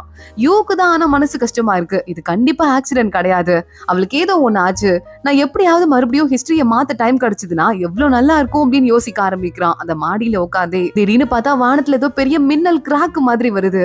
இத பார்த்ததும் யூக்கு இது என்னன்னு எனக்கு புரிஞ்சிருச்சு, நான் எடுக்கிறது ஒருவேளை தப்பான முடிவா கூட இருக்கலாம், ஆனா சூரோவை என்னால காப்பாத்த முடியும் அப்படின்னா மறுபடியும் அந்த தப்பான முடிவை எடுக்கிறதுல எனக்கு எதுவும் பெரிய பிரச்சனை கிடையாது அப்படின்னு அந்த கிராக்க கை வைக்க, அவ்வளவுதான் மறுபடியும் 2009க்குள்ள போயிடுறான். பார்த்தா சூரோ அங்க நின்று பெருக்கிக்கிட்டு இருக்கா ஸ்கூல. பக்கத்துலயே நின்று பெருக்கிற வேலை தான் யூ பாக்கணுமா. அந்த ஹூடி போட்டவனை கண்டுபிடிக்க வேண்டியதான் என்னோட முதல் வேலை, டைமை வேஸ்ட் பண்ண கூடாதுன்னு. சூரோ நான் கொஞ்சம் வெளியே போகணும், நீ டீச்சர் கேட்டா அப்படின்னு சொல்ல வர டீச்சர் வந்துடுறாரு. டீச்சர் கேட்டா என்னடா ஃப்ராடு பையா, அப்போல இருந்து அந்த புளிய ஏமாத்திக்கிட்டே இருக்க நீனு, கூட்டி குப்பை அழுறதுக்கு சோம்பேறி போட்டுட்டு எல்லா இலையையும் சூரோவோட பேட்ச்ல போட்டு வைக்கிற, அந்த பொண்ணை பார்த்தா உனக்கு மனுஷி மாதிரி தெரியலையா அப்படின்னு கத்த ஆரம்பிக்க, டீச்சர் எல்லாத்தையும் கண்டுபிடிச்சிட்டீங்க, அதனால தான் நீங்க சீக்கிரமா வந்து பிரின்சிபல் ஆயிட்டீங்க, ஃபுல்லா தகுதி இருக்கிற ஆள் தான் அப்படின்னு யூ சொல்றான். டீச்சரே கொஞ்சமா சிரிக்க ஆரம்பிச்சிட்டாரு. ஒருவேளை நமக்கு அந்த திறமை இருக்கு போல அப்படின்னு. இங்க பாருமா, அவன் தான் உன்னை ஏமாத்தினானா, நீ ஏமாறதுக்கு சான்ஸ் கொடுக்காத, பிளீஸ் புரியுதா அப்படின்னு நம்ம சூரோவையும் திட்டிட்டு அங்கிருந்து போயிடுறாரு. யூ கிளாஸ்ல போய் உட்கார்ந்துட்டு இருக்கும்போது சூரோ அங்க வரா. உன் சட்டையை நான் கிளீன் பண்ணிட்டேன், வாஷ் பண்ணி வச்சிருக்கேன் பாரு, நான் உன்கிட்ட கொடுத்தேன்ல அந்த சட்டை எங்கன்னு கேட்க, அதை நான் இன்னைக்கு எடுத்துட்டு வரலன்னு நினைக்கிறேன், அப்புறமா கொண்டு வந்து கொடுக்கவா ப்ளீஸ் அப்படின்னு யூ பல்ல காட்டுறான். நீ எடுத்துட்டு வந்தியான்னு உனக்கு எப்படி தெரியாம போகும், எடுத்துட்டு வந்தது எப்படி ஒருத்தங்களுக்கு மறக்கும் அப்படின்னு சூரோ கேட்டுட்டு இருக்கா. கிளாஸ்ல போற பையன் வந்து எல்லாரும் பாருங்க பாருங்க, சூரோ யூவோட சட்டையை கிளீன் பண்ணி கொடுத்துட்டு இருக்கா, அப்ப இந்த 2 பேருக்கும் ஏதோ நடக்குதுன்னு தானே அர்த்தம் அப்படின்னு கத்த ஆரம்பிக்கிறான். யூ அவனை மிரட்டி அங்க வந்து அமுச்சு விட்டுட்டு சூரோ தப்பா எடுத்துக்காதுன்னு சொல்ல, இது ஒரு பெரிய விஷயம் கிடையாது, அதனால நான் கண்டுக்க போறது இல்லைன்னு சொல்லிட்டு சூரோ போய் உட்காந்துடுறா. ஜிஜி பக்கத்துல வரா. உங்க 2 பேருக்கும் என்னடா பிரச்சனை, ஏதோ பிரச்சனை ஓடுற மாதிரி இருக்கே அப்படின்னு சொல்லிட்டு கேட்டுக்கிட்டு இருக்கா. டீச்சர் கிட்ட இந்த சூரோ வந்துட்டு, டீச்சர் நான் கொஞ்ச நாள் லீவ் எடுத்துக்கவான்னு கேட்க, எடுத்துக்கோமா, ஏதாவது ஹெல்ப் வேணும்னா எங்க கிட்ட கேளு புரியுதான்னு சொல்ல, யூதான் என்னோட விஷயத்த பத்தி உங்ககிட்ட சொன்னானா, ஓகே டீச்சர் நான் போயிட்டு வரேன் அப்படின்னு சூரோ அங்க வந்து கிளம்பிடுறா. சூரோ கிளாஸ்க்கு லீவ் எடுத்திருக்க விஷயம் யூக்கு தெரிஞ்சிருது. ஒருவேளை இந்த ஹூடி போட்டவனால இப்பவே ஏதாவது ஆபத்து வந்துச்சுன்னா என்ன பண்றது, எப்படியாவது சூரோவை பார்க்க போகணுமேன்னு யூ யோசிக்க ஆரம்பிக்கிறான். அப்போ டீச்சர் ஏதோ ஒரு காம்படிஷன் இருக்கு, இந்த விஷயத்த பத்தி நம்ம சூரோ மட்டும் தான் இன்னைக்கு கிளாஸ்ல இல்ல, அவகிட்ட யார் சொல்ல போறீங்கன்னு கேட்க பசங்க ஆளுக்கு அடிச்சுட்டு கை தூக்குறாங்க. சூரோக்கு தான் ஃபேன்ஸ் எக்கச்சக்கமா இருக்காங்கல்ல, அதனால சரி யாராவது போய் சொல்லிடுங்க புரியுதா அப்படின்னு டீச்சரும் அங்கிருந்து கிளம்பி போறாரு. யூ நேரா வரான். ஹுடி போட்டவன் எந்த வீட்டுல இருந்தானோ அந்த வீட்டு கதவை தட்டுன்னு தட்ட ஆரம்பிக்கிறான். கதவு திறக்கல. அப்ப அவன் எங்க வீட்டுல இல்லையா, எங்க போனான்னு தெரியல, சூரோக்கு ஏதாவது ஆயிருக்குமோ அப்படின்னு சூரோ வீட்டு கதவையும் தட்டுறான். சூரோவும் வீட்டுல யாரும் இல்ல போல, என்ன பண்றதுன்னு தெரியலையேன்னு எங்கெங்கயோ சுத்திட்டு மறுபடியும் நம்ம சூரோவோட வீட்டு வாசலுக்கே வர பார்த்தா ஏற்கனவே 3 பசங்க வெயிட் பண்ணிட்டு இருக்காங்க. நாங்களும் விஷயத்த சொல்றதுக்கு தான் வந்திருக்கோன்னு அந்த 3 பசங்களும் கிளம்பி போயிட்டு இருக்காங்க. இந்த ஹுடி போட்டவன் இருக்கான்ல, பின்னால இருந்து அந்த பசங்களே நின்று பாத்துக்கிட்டு இருக்கான். அந்த ஹுடி போட்டவனை பாத்துட்டான். மறுபடியும் இப்ப நான் சின்ன வயசுடா, இப்போ என்கிட்ட இருந்து எப்படி தப்பிச்சு ஓடுற நான் பாக்குறேன்டா அப்படின்னு ஓடி போயிட்டு இருக்க. அங்க ஒரு கட்டு செவரு முட்டு செவரு வருது. ஆனா அதையும் தாண்டி குதிச்சு அந்த ஹூடி போட்டவன் ஓடி போயிடுறான். நான் 15 வயசு சின்னவன் தான், ஆனா அவனும் 15 வயசு சின்னவன், அதை நான் மறந்துட்டேனே அப்படின்னு இவன் தனியா இருந்துட்டு என்னால குதிக்க முடியாதுன்னு யோசிச்சுட்டு துரத்திட்டே போயிட்டு இருக்கான். சூரோ அன்னைக்கு வரவே இல்ல கிளாஸ்ல. பார்த்தா இன்னைக்கு சூரோவோட அம்மா அப்பாக்கு ஃபியூனரலாம். சோகமா வந்து ஃபியூனரல் ஹாலுக்கு வெளியே உட்காந்துருக்கா. இந்த விஷயத்தை தெரிஞ்சுட்டு யூ அங்க போயிடுறான். சூரோ நீ உள்ள போ, ஒரு பொண்ணுதான் அங்க முதல்ல நிக்கணும், உன்னை வந்து ஏதாவது பேசுறியான்னு கேட்பாங்க, பேசுறதுனா பேசு, அழுகிறதுனா கூட அழுதுக்கோ, அப்புறம் வந்து உனக்கு கொஞ்சம் மந்திரம் எல்லாம் கொடுத்து உங்க அம்மா அப்பா சவப்பேட்டி மேல வைக்க சொல்லுவாங்க, அப்புறம் உங்களை உள்ள கூட்டு போயிருவாங்க, லாஸ்ட் டைமா பாத்துக்கிறதுனா கூட பாத்துக்கோ அப்படின்னு சொல்றான். சூரோ பாக்குறா, நான் அழமாட்டேன், என் அம்மா முன்னாடி நான் தைரியமான பொண்ணுன்னு சொல்லிட்டு அவங்களுக்கு காட்டணும், சோ நான் கண்டிப்பா அழமாட்டேன் அப்படின்னு சொல்லிட்டு இருக்கா. யூ பாக்குறான், அழ வேண்டாம், ஆனா நீ உள்ள போகணும், நான் உன் கூட வர முடியாது, ஏன்னா வந்துட்டு உள்ள ஃபேமிலி மட்டும் தான் போகணும், உன் அங்கிள் கூட இருக்காருல அவர் இருப்பாரு, ஆனா நான் உனக்காக இங்கே வெயிட் பண்ணுவேன் ஓகேயா, நீ கவலைப்படாம ப்ளீஸ் உள்ள போயிட்டு வரியா அப்படின்னு யூ கேக்குறான். நான் போயிட்டு வரேன், இங்கே நெல்லு அப்படின்னு சொல்லிட்டு சூரோ உள்ள போறா. ஃபியூனரல்ல என்ன பண்ணுவாங்கன்னு எனக்கு நல்லா ஞாபகம் இருக்கு, சூரோ இப்பதான் நான் உன் ஃபியூனரல் அட்டென்ட் பண்ணிட்டு வரேன் அப்படின்னு யோசிச்சுட்டு யூ உட்காந்துருக்கான். சூரோ உள்ள ஃபியூனரல்ல முடிச்சுட்டு வரா. நான் அழவே இல்ல, எங்க அம்மா என்ன ரொம்ப தைரியமான பொண்ணு நினைச்சிருப்பாங்கல்ல, இந்த உலகத்துல நான் சமாளிச்சு வாழ்ந்துருவேன் நினைச்சு சந்தோஷப்பட்டிருப்பாங்கல்ல, நான் வீட்டுக்கு போறேன் அப்படின்னு அவ அங்கிருந்து கிளம்பி வரா. பின்னாடியே யூவும் போயிட்டு இருக்கான். அவளை வீட்டுல விட்டு அவனுக்கு பாய் சொல்லிட்டு அங்க இருந்து கிளம்புறான். சூரோ வீட்டுல அவங்க அம்மா அப்பாவோட போட்டோவை பார்த்து கதறி கதறி அழுதுட்டு இருக்க. இன்னொரு பக்கம் யூ இருக்கான்ல, அவங்க அம்மாவோட போட்டோவை பார்த்து அழுதுட்டு இருக்கான். அவங்க அம்மா இறந்து போயிட்டாங்கல்ல பிரசன்ட்ல. அவங்க அம்மா உள்ள வராங்க. எதுக்குடா அழுதுட்டு இருக்க பைத்தியக்காரா, என்னடா ஆச்சு அப்படின்னு கேக்குறாங்க. அம்மா சாரிமா அப்படின்னு சொல்லிட்டு யூ வேகமா அவங்க அம்மாவை கட்டி புடிச்சிட்டு அழுதுட்டு இருக்கான். அடுத்த நாள் காலையே ஆகுது. யூவோட அப்பா அவனை வந்து எழுப்புறாரு. நல்லா தூங்கிக்கிட்டே இருடா, படிக்கிற வேலை இல்லையா, போய் எந்திரிச்சு ஸ்கூலுக்கு போடா அப்படின்னு. யூ ஸ்கூல் வாசல்ல வந்து நின்னுட்டு இவளை காப்பாத்துறதுக்காக இந்த ஹோம் ஒர்க் எல்லாம் மறுபடியும் பண்ண வேண்டியதா இருக்குன்னு முழிச்சிட்டு இருக்கான். சூரோ அங்க வரா. எதுக்காக இப்படி யோசிச்சு நின்னுட்டே இருக்க, உள்ள வா, நம்ம ஃபைனல் இயர் படிக்கிறோம், இப்ப எடுக்கிற மார்க் தான் வாழ்க்கையவே நிர்ணயிக்கும், உள்ள போலாம் அப்படின்னு கூப்பிட்டு இருக்கா. சூரோ பாக்குறான், நான் இவளுக்கு அட்வைஸ் பண்ண வந்தா இவ எனக்கு அட்வைஸ் பண்றா, இங்க என்ன நடக்குதுன்னே புரியலன்னு 2 பேரும் உள்ள போறாங்க. அங்க பிடி டீச்சரோட ஒரு பையன் இருந்துட்டு இருக்கான். அவனை போட்டவரு பயங்கரமா வேலை வாங்கிட்டு இருக்காரு. ஏண்டா பிடி டீச்சரோட பையங்கிறதுக்கு பேரையாவது காப்பாத்த வேணாமா, வேலை பாரு அப்படின்னு சொல்லிட்டு இருக்காரு. இந்த பையனும் நேத்து சூரோவோட வீட்டுக்கு போன ஆளுங்கள்ல ஒருத்தன். சூரோவை பார்த்து ஹாய் காட்டிட்டு இருக்கான். சூரோவும் பதிலுக்கு ஹாய் காட்டிட்டு உள்ளே நிக்க வந்து எஃப்எம்ல பேசணுமா, ஸ்கூல் எஃப்எம்ல, அதுல போய் பேசிட்டு இருக்கா. அதை கேட்டுட்டே நம்ம யூ எவ்வளவு அழகா பேசுறா பாருன்னு யோசிச்சுட்டு இருக்கும் போதே பிடி டீச்சர் பையன் அங்க வந்துடுறான். வந்து இவன் தலையிலே தட்டி, டேய் கையில பண்ணு வச்சிருக்க மாதிரி இருக்கு, எனக்கு ஒரு பண்ணு குடுறா, பசிக்குதுரா, எங்க அப்பா சாப்பிடவே விட விடாம ட்ரெயின் பண்ணி என்ன சாப்பிடிக்கிறாரான்னு சொல்ல, வளர்ற பையன் ஸ்போர்ட்ஸ்ல வேற இருக்க, நல்லா சாப்பிடு, ஆனா எனக்கு தெரிஞ்சு நீ ஃபியூச்சர்ல எதுவும் பெரிய பதக்கம் எல்லாம் வாங்கின மாதிரி இல்ல அப்படின்னு சொல்லிட்டு சாப்பிட கொடுக்க, என்னது வளர்ற பையனா, நீ என்னோட 2 மாசம் சின்னவன் தானே, சரி சோறு கிடைச்சதுல அது வரையும் போதும் அப்படின்னு அவனும் அங்க வந்து கிளம்பிடுறான். சூரோ நேரா கிளாஸ்ல ஒரு பையன் இருக்கான் ஜென்னு சொல்லிட்டு, அவன்கிட்ட போயிட்டு எனக்கு இது கொஞ்சம் சொல்லி கொடுக்குறியாடா, எனக்கு இது புரியவே இல்லைன்னு சொல்லிட்டு பிசிக்ஸ் பத்தி கேட்டுட்டு இருக்கா. கரெக்டா அவ கேட்டுட்டு இருக்கும் போதே யூ பக்கத்துல வரான். சூரோவையும் அந்த பையனையும் குறுக்குறுன்னு பாத்துட்டே பக்கத்துல நிக்கிறான். அதோட தான் இன்னைக்கு எபிசோட் முடியுது. சூரோக்கு ஜென்னு குவாண்டம் மெக்கானிக்ஸ் பத்தி கிளாஸ் எடுத்துட்டு இருக்கும் போது பக்கத்துல போய் சின்சியரா யூ கவனிக்கிறான். யூ கேட்க ஆரம்பிக்கிறான், சொல்லுடா சொல்லு, குவாண்டம் மெக்கானிக்ஸ்ல வேற என்ன டீடைல்ஸ் இன்னும் போட்டிருக்கு, டைம் டிராவல் பண்ண முடியுமா, பண்ணி ஒருவேளை டைம் டிராவல் பண்ணி பழைய காலத்துக்கு போனோம்னா அங்க இருக்க ஹிஸ்டரியா எப்படி மாத்துறது, எப்படி ஒருத்தங்களை உயிரோட கொண்டு வருதுன்னு ஏதேதோ கேள்விகள்லாம் அவன் கேட்க ஆரம்பிக்க, ஜென்னுக்கும் ஒண்ணும் புரியல, பக்கத்துல உட்காந்துட்டு இருக்க சூரோக்கும் ஒண்ணும் புரியல. எப்பவுமே பொதுவா படிக்க மாட்டான், இன்னைக்கு இவனுக்கு என்ன ஆச்சு, ஏன் இப்படி கவனிக்கிறான்னு யோசிக்கிறாங்க. ஜிஜியும் அதே டவுட்டோட தான் வந்து பின்னாடி நிக்கிறா. யூ அவள திரும்பி பாத்துடுறான். இன்னொரு யூனிவர்ஸ்ல தான் இந்த ஜென்னையும் இவளையும் சேர விடாம நம்ம பிரிச்சுட்டோம், அதனால நம்ம மேல இவ கோவமாவே சுத்திட்டு இருந்தா, இந்த ஜென்மத்துல எப்படியாவது கோத்து ஒண்ணுட்டு ஜிஜி இங்க உட்காரு, ஜென்னுக்கு எவ்வளவு அறிவு பாரு, எப்படி பேசுறான் பாரு, நம்மளும் நிறைய கத்துக்கலான்னு அவளை உட்கார வச்சிட்டு இருக்கான். கரெக்டா அப்ப இந்தடா உன் கிளாஸ் பேப்பர் திருத்தியாச்சுன்னு சொல்லிட்டு ஒரு பொண்ணு வந்து கொடுத்துட்டு போறா. அது யார்கிட்ட, யூ கிட்டதான். ஜஸ்ட் பாஸ் ஆயிருக்கான் பிசிக்ஸ்ல, அதுவும் 2 அட்டெம்ப்டுக்கு அப்புறமா. உடனே சூரோ பாக்குறா, டைம் டிராவல் பண்ணி பத்தி படிக்கிற அளவுக்கு நீ இன்னும் வளரலன்னு நினைக்கிறேன்டா, நீ கொஞ்ச நாள் படிச்சு பாஸ் ஆகுற வழிய பாருன்னு சொல்ல, இத பாக்கிறதுக்கு யூக்கு சிரிப்பு தான் வருது. எல்லாரும் நக்கல் பண்றீங்கல்ல, நான்லாம் வயசுல உங்களோட எவ்வளவு பெரியவன் தெரியுமா அப்படின்னு யோசிச்சுட்டு இருக்கான். இருந்தாலும் எக்ஸாம்லாம் எழுதி பாஸ் பண்ணுமே, அதை பத்தி யூ இதை வேற எழுத வேண்டியது இருக்குன்னு யோசிச்சுட்டு இருக்கும் போது பக்கத்துல சூரோ வரா. உனக்கு டவுட் இருக்கு தானே, நான் உனக்கு சொல்லி கொடுக்குறேன் அப்படின்னு சொல்லிட்டு அவனுக்கு சொல்லி கொடுத்துட்டு இருக்கா. யோ மனசுல யோசிக்கிறான், இது எல்லாமே எனக்கு ஆல்ரெடி தெரியும், ஆனாலும் நீ சொல்லி கொடுக்கறது பாக்கிறதுக்கு ஆசையா இருக்கு, சோ கொஞ்ச நேரம் கத்துக்கிறேன் அப்படின்னு சொல்லிட்டு இவ கூட உட்காந்து அப்படி கத்துட்டு இருக்க. ஏற்கனவே சூரோக்கும் நிறைய ஃப்ரெண்ட்ஸ் எல்லாம் இருக்காங்கல்ல, ஃபேன்ஸ் எல்லாம், அவங்க எல்லாம் வந்து பாக்குறாங்க. அவங்களுக்கு பயங்கரமா யூ மேல கடுப்பா இருக்கு, முறைச்சிட்டு அங்க இருந்து போயிட்டு இருக்காங்க. அப்ப உள்ள நடுவுல ஜிஜி வந்துடுறா. ஏய் யூ, நான் ஒரு முக்கியமான விஷயம் பேசணும்டான்னு சொல்ல, நான் கிளம்புறேன் அப்படின்னு சூரோ அங்க இருந்து கிளம்பிடுறா. அப்ப வேகமா ஒரு லெட்டர் எடுத்துட்டு ஜிஜி இவன் கையில கொடுத்து, இந்த லெட்டர் அப்படின்னு சொல்ல ஜென்னு கிட்ட கொடுக்கணும், அதானே, இந்த தடவை காணாலாம் போட மாட்டேன், கரெக்டா கொடுத்துடுறேன், இப்பவே போய் கொடுத்துடுறேன் அப்படின்னு சொல்லிட்டு விறுவிறுன்னு அங்க இருந்து கிளம்பி யூ ஓடிட்டு இருக்கான். சரி கொடுத்துரு அப்படின்னு சொல்லிட்டு ரொம்ப தேங்க்ஸ்ன்னு இவ்வளவு பாத்துட்டு இருக்கா. நேரா ஜென்னை கண்டுபிடிச்சு, இந்த லெட்டர் கொடுக்காம போயிட்டு நிறைய பிரச்சனையை ஃபேஸ் பண்ணிட்டேன், இந்தாடா லெட்டர்ன்னு சொல்ல, எனக்கு அந்த மாதிரி பசங்களெல்லாம் பிடிக்காது அப்படின்னு ஜென்னை சொல்லிட்டு இருக்கான். யூ பாக்குறான், ஏ பைத்தியக்காரா, நான் குடுக்கலடா, இன்னொரு பொண்ணு கொடுக்க சொன்னா அதான் கொடுத்தேன், யாருங்க அதெல்லாம் உள்ள எப்படி இருக்கும்ல, நீயே பிரிச்சு படிச்சு பாரு அப்படின்னு சொல்ல, அப்படியா, அப்ப கூட லெட்டர்ல ஏதோ ஸ்ப்ரே எல்லாம் பண்ணிருக்காங்க, சென்ட் ஸ்மெல் எனக்கு அல்வா ஆகாது, இதை நீயே பிரிச்சு படிக்கிறியா அப்படின்னு சொல்லிட்டு அந்த லெட்டரை யூ கிட்டே கொடுத்துடுறான். யூ பாக்குறான், சரி ஓகே நம்மளே பிரிச்சு படிப்போம் அப்படின்னு சொல்லிட்டு அந்த லெட்டர்ல எழுதி இருக்கு, எனக்கு நல்லாவே தெரியும் யூக்கு என்னை விட சூரோவை தான் ரொம்ப பிடிக்கும்ட்டு, சூரோ மேல ஒரு தடவை கண்ணு வச்சுட்டா அந்த பக்கம் கண்ணு திருப்ப கூட மாட்டான், ஆனா அப்பவே என் மனசுல இருக்கிறது அவங்க கிட்ட சொல்லணும்ல, அதனாலதான் எனக்கு யூவை ரொம்ப பிடிச்சிருக்கு, அந்த விஷயத்த என்னால டைரக்டா போய் யூ கிட்ட கண்டிப்பா சொல்லவே முடியாது, அதனால ஜென்னி எனக்கு ஒரு ஹெல்ப் பண்றியா, இந்த லெட்டரை படிச்சு என் மனசுல இருக்கத அவங்க கிட்ட எப்படியாவது சொல்லிடுறியான்னு சொல்லிட்டு எழுதி இருக்கு. இந்த லெட்டரை யூவே படிச்சிடுறான். எனக்கு மேலதான் அவளுக்கு பாசம் வந்ததா, அதனாலதான் அந்த லெட்டரை வந்துட்டு அவன் பிடிக்கலன்னு சொல்லிட்டான்ட்டு நான் போய் சொன்னப்போ என் மேல அவளுக்கு அவ்வளவு கோவம் வந்ததா, அதனாலதான் இத்தனை வருஷமா நாங்க 2 பேரும் பேசிக்காம இருந்தோமா அப்படின்னு எல்லா விஷயத்தையும் யூ இப்பதான் ரியலைஸ் பண்றான். ஒண்ணுலடா தப்பான லெட்டர்டா அப்படின்னு சொல்லிட்டு ஜென்னி கிட்ட சொல்லிட்டு வந்துட்டு வேகமா ஜேஜியை தேடி ஓடி வரான். ஜேஜி அங்க நின்னுட்டு இருக்கா. உண்மை தெரிஞ்சிருக்கும்னு நினைக்கிறேன் அப்படின்னு சொல்லிட்டு இருக்கா. சாரி ஜிஜி, நீ என்ன பிடிச்சிருக்குன்னு சொல்லிருக்கல, ரொம்ப ரொம்ப தேங்க்ஸ்ன்னு சொல்லிட்டு யூ சொல்ல, தேங்க்ஸா அவ்வளவுதானா, வேற எந்த பதிலும் நீ சொல்ல போற கிடையாதா அப்படின்னு சொல்லிட்டு ஜிஜி கேக்குறா. உன் வயசு இருக்கும் போது மனசுல இருக்கிறத வெளியே சொல்றதுக்கே நான் பயந்துருக்கேன், ஆனா நீ ரொம்ப நல்ல பொண்ணு, ரொம்ப தைரியமான பொண்ணு, ஆனா உன் நல்ல ஃப்ரெண்டா தான் நான் பாக்குறேன்னு சொல்ல அந்த லெட்டரை வாங்கி ஜிஜியே கிளிக்கிறா. எனக்கு தெரியும் உன் மனசு ஃபுல்லா வந்து சூரோ தான் இருக்கான்னு, இருந்தாலும் என் மனசுல இருக்கிறத சொல்லணும்னு நினைச்சேன், இது இப்படியே முடிஞ்சிருச்சுன்னு நினைக்கும் போது எனக்கு கவலையா இருக்குன்னு சொல்லிட்டு அவ பேசிட்டு இருக்கா. இங்க நடக்கிறத நம்ம சூரவும் கொஞ்சம் தூரமா நின்னு பாத்துட்டு தான் இருக்கா.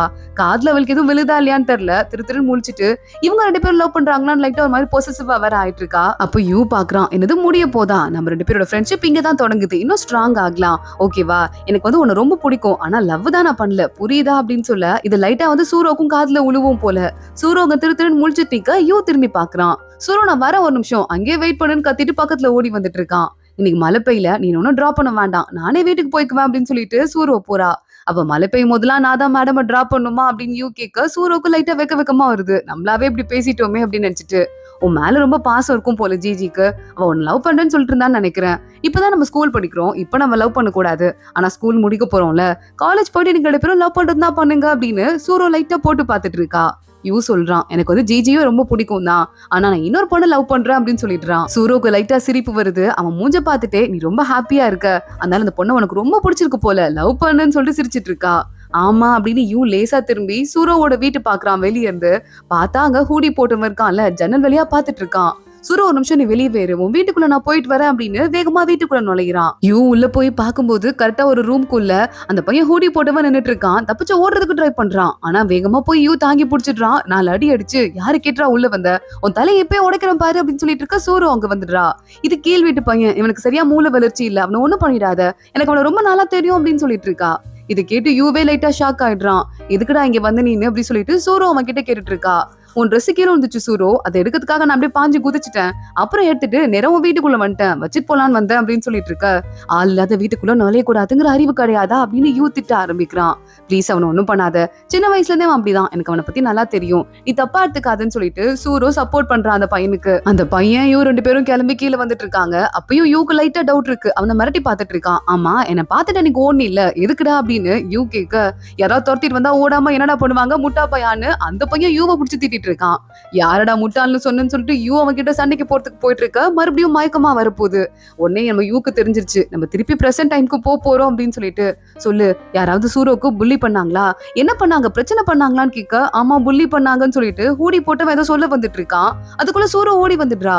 என்னடா ஆச்சு, யூ கீழே விழுந்து கிடக்குற அப்படின்னு கேட்டுட்டு. யூக்கு ஒண்ணும் புரியல. இன்னும் நம்ம கிளம்பி நம்ம உலகத்துக்கு போயிருக்கணும், ஏன் இன்னும் போல, எதுக்காக இங்க இருக்கும்னு சொல்லிட்டு யோசிச்சுட்டு நான் கிளம்புறேன் அப்படின்னு அவசர அவசரமா ஓடி போயிடுறான். சூரவும் அந்த பையனும் பக்கத்துல இருந்து எட்டி பாத்துட்டு இருக்காங்க. அப்ப யாரோ உள்ள வராங்க. அந்த காலடி சத்தம் கேட்டதுமே இந்த 2 பேரும் நடந்து போய் பயந்து போய் திரும்பி பாத்துட்டு இருக்காங்க. யூ மறுபடியும் பிரசன்ட் டைம்க்கு வந்துடுறான். அந்த சிசிடிவி ஃபுட்டேஜை இன்னொரு தடவை பாக்கணும் அப்படின்னு சொல்லிட்டு இருக்கான். கூடி போட்ட பையன் எவ்வளவு நல்லவன் தெரிஞ்சு போச்சு. அந்த பையனுக்கு மன வளர்ச்சி வர சரியில்லை. அதுவும் அந்த பையன் சூரோவை லவ் பண்ணிருந்திருக்கான். அதனால அவன் எதுவும் சூரோவை பண்ணிக்கிறதுக்கு வாய்ப்பே இல்லைன்னு யூ வேகமா கால் பண்ணிட்டு அந்த போலீஸ் ஃப்ரெண்ட் இருக்கான்ல அவன் கிட்ட சொல்லிட்டு இருக்க. இங்க பாருடா, முட்டாள்தனமா நீ கண்டதே பேசி குழப்பிட்டு இருக்க, இதுக்கு மேல நான் டென்ஷன் பண்ணாத, போனை வை அப்படின்னு சொல்லிட்டு அவனும் போனை கட் பண்ணி விட்டுறான். இப்ப யூக்கு எந்த டைரக்ஷன்ல போறதுன்னு சுத்தமா ஒண்ணுமே புரியல. பார்த்தா வீட்டுக்குள்ள ஒரு பொண்ணு வரா. என் பேர் நீன்னு சொல்லிட்டு இருக்கா. இப்ப யூக்கு நல்லாவே தெரிஞ்சிருச்சு, இவங்க அப்பா ஒரு லேடியை கல்யாணம் பண்ணிக்க போறாருல, அந்த லேடிக்கு இருக்க பொண்ணுதான் இந்த நீனியா. உங்களை நான் அண்ணன் கூப்பிடலாம்ல, இதுக்கு மேல நம்ம 2 பேரும் ஒரே ஃபேமிலியா மாற போறோம், அதனால தான் உங்களை பார்த்து ஹாய் சொல்லிட்டு போலான்னு வந்தேன்னு சொல்லிட்டு. ஓ இப்படிதான் இருக்குமா மிடில் ஏஜ் அங்கிளோட வீடுன்னு சொல்லிட்டு இவ கேக்குறா. எது, எனக்கு மிடில் ஏஜ் அங்கிள் வயசாயிடுச்சா, எனக்கு ஒன்னும் அவ்வளவு வயசான மாதிரி தெரியல, இருந்தாலும் நீ ரொம்ப சின்ன பொண்ணா இருக்க, போனா போதுன்னு ஒத்துக்கிறேன் அப்படின்னு சொல்லிட்டு யூ சொல்லிட்டு இருக்கான். சரி சொத்துலாம் இருக்குல்ல, அதை எப்படி நம்ம ஷேர் பண்ணிக்க போறோம்னு பேசிக்கிறதுக்காக தான் இப்போ வந்திருக்கேன்னு சொல்லிட்டு நீ சொல்ல. நல்ல தங்கச்சி எனக்கு கிடைச்சிருக்கா, கலக்கலா இருக்க, வேற என்னமா இன்னும் ஏதாவது பேசணுமா அப்படின்னு சொல்லிட்டு யூ சிரிச்சுட்டே கேட்டுட்டு இருக்கான். இல்ல திடீர்னு எனக்கு ஒரு அண்ணன் கிடைச்சது, ஹாப்பியா இருக்கு, ரொம்ப தேங்க்ஸ்ன்னு சொல்லிட்டு அவ சொல்லிட்டு இருக்கா. உன்ன மாதிரி எனக்கும் ரொம்ப விவரமான தங்கச்சி கிடைச்சது, சந்தோஷமா தான் இருக்கு அப்படின்னு சொல்லிட்டு யூ சொல்றான். இந்த புக்கு உங்க வீட்டுக்கு வந்தது போல பார்சல் கீழே வந்து கொடுத்தாங்க, நான் உங்க வீட்டுக்கு தான் போறேன்னு வாங்கிட்டு வந்தேன்னு சொல்லிட்டு ஒரு புக்கை நீ கொடுத்துட்டு இருக்கா. ஜென்னு சொல்லிட்டு ஒரு ஃப்ரெண்டு யூக்கு இருந்தால, இப்ப அந்த பையன் எங்கேயோ சயின்டிஸ்டா வேலை பார்த்துட்டு இருக்கான் போல, டைம் டிராவல பத்தி புக் எழுதிருக்கான். அந்த புக்கு தான் ஒரு காப்பியை யூ அமுச்சு வச்சிட்டு இருக்கான். யூ பாக்குறான், இவன் இருக்கான்ல, இவனை மறந்துட்டோமேன்னு சொல்லிட்டு ஜென்ன நேரா தேடி போயிட்டு, நான் ஒரு கதை ஒண்ணு எழுதிட்டு இருக்கேன்டா, அந்த கதையில டைம் டிராவல் வருது, இதான் என்னோட கதையோட பேசிக் அமைப்பு, இதுல எப்படி போயிட்டு எப்படி வருவாங்கன்னு சொல்லிட்டு நான் கதை எழுதுறதுக்கு ஒரு பேசிக்கான ஸ்ட்ரக்சர் எனக்கு சொல்லி கொடு.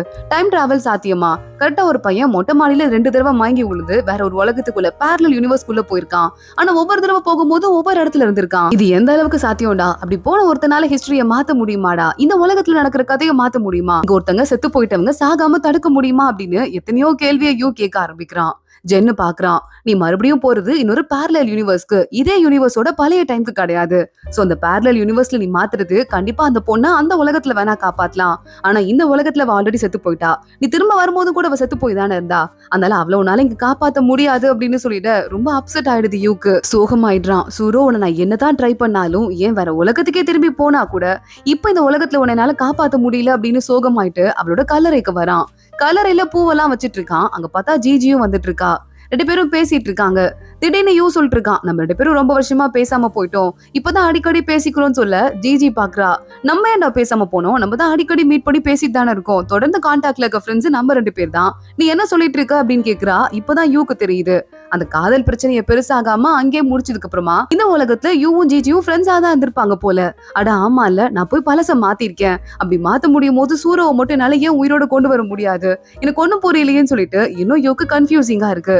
நேரா கிளம்பி போறான். இப்போ எனக்கு சூரோ மனசுல என்ன நினைச்சிட்டு இருந்தா, யார பார்த்து பயந்தா அந்த பையன் கூட சொன்னான் யாரும் சூரோவை புள்ளி பண்ணாங்கன்ட்டு. அது யாருன்னு தெரிஞ்சுக்கணும்னு தோணுது. சூரோ நேரம் அந்த பையனோட வீட்டுக்கு போயிடுறான். அந்த பையனும் அவங்க அம்மாவும் மட்டும்தான் இருக்காங்க. அந்த பையனை பார்த்துட்டு அவங்க அம்மா கூடயே வச்சிட்டு இருக்காங்க. அவங்களே பாக்கிறதுக்கே கொஞ்சம் பாவமா இருக்காங்க. அந்த பையன் இன்னும் சூரோவை தான் லவ் பண்ணிட்டு இருக்கான் போல. சூரோவோட கிளாஸ் போட்டோ ஒண்ணு இருக்கு. அதுல மத்தவங்களுக்கு எல்லாம் பெயிண்ட் மாதிரி அடிச்சிட்டு சூரோ மட்டும் கொஞ்சமா தெரியற மாதிரி ஒரு போட்டோ ஒண்ணு வச்சிட்டு இருக்கான். இன்னும் நீ சூரோவை தான் லவ் பண்றியா அப்படின்னு சொல்லிட்டு யூ கேட்க, ஆமா அப்படின்னு சிரிக்க ஆரம்பிக்கிறான். அந்த போட்டோவை நான் பாக்கவா அப்படின்னு அதை யூ கையில எடுக்கிறதுக்கு ட்ரை பண்றான்.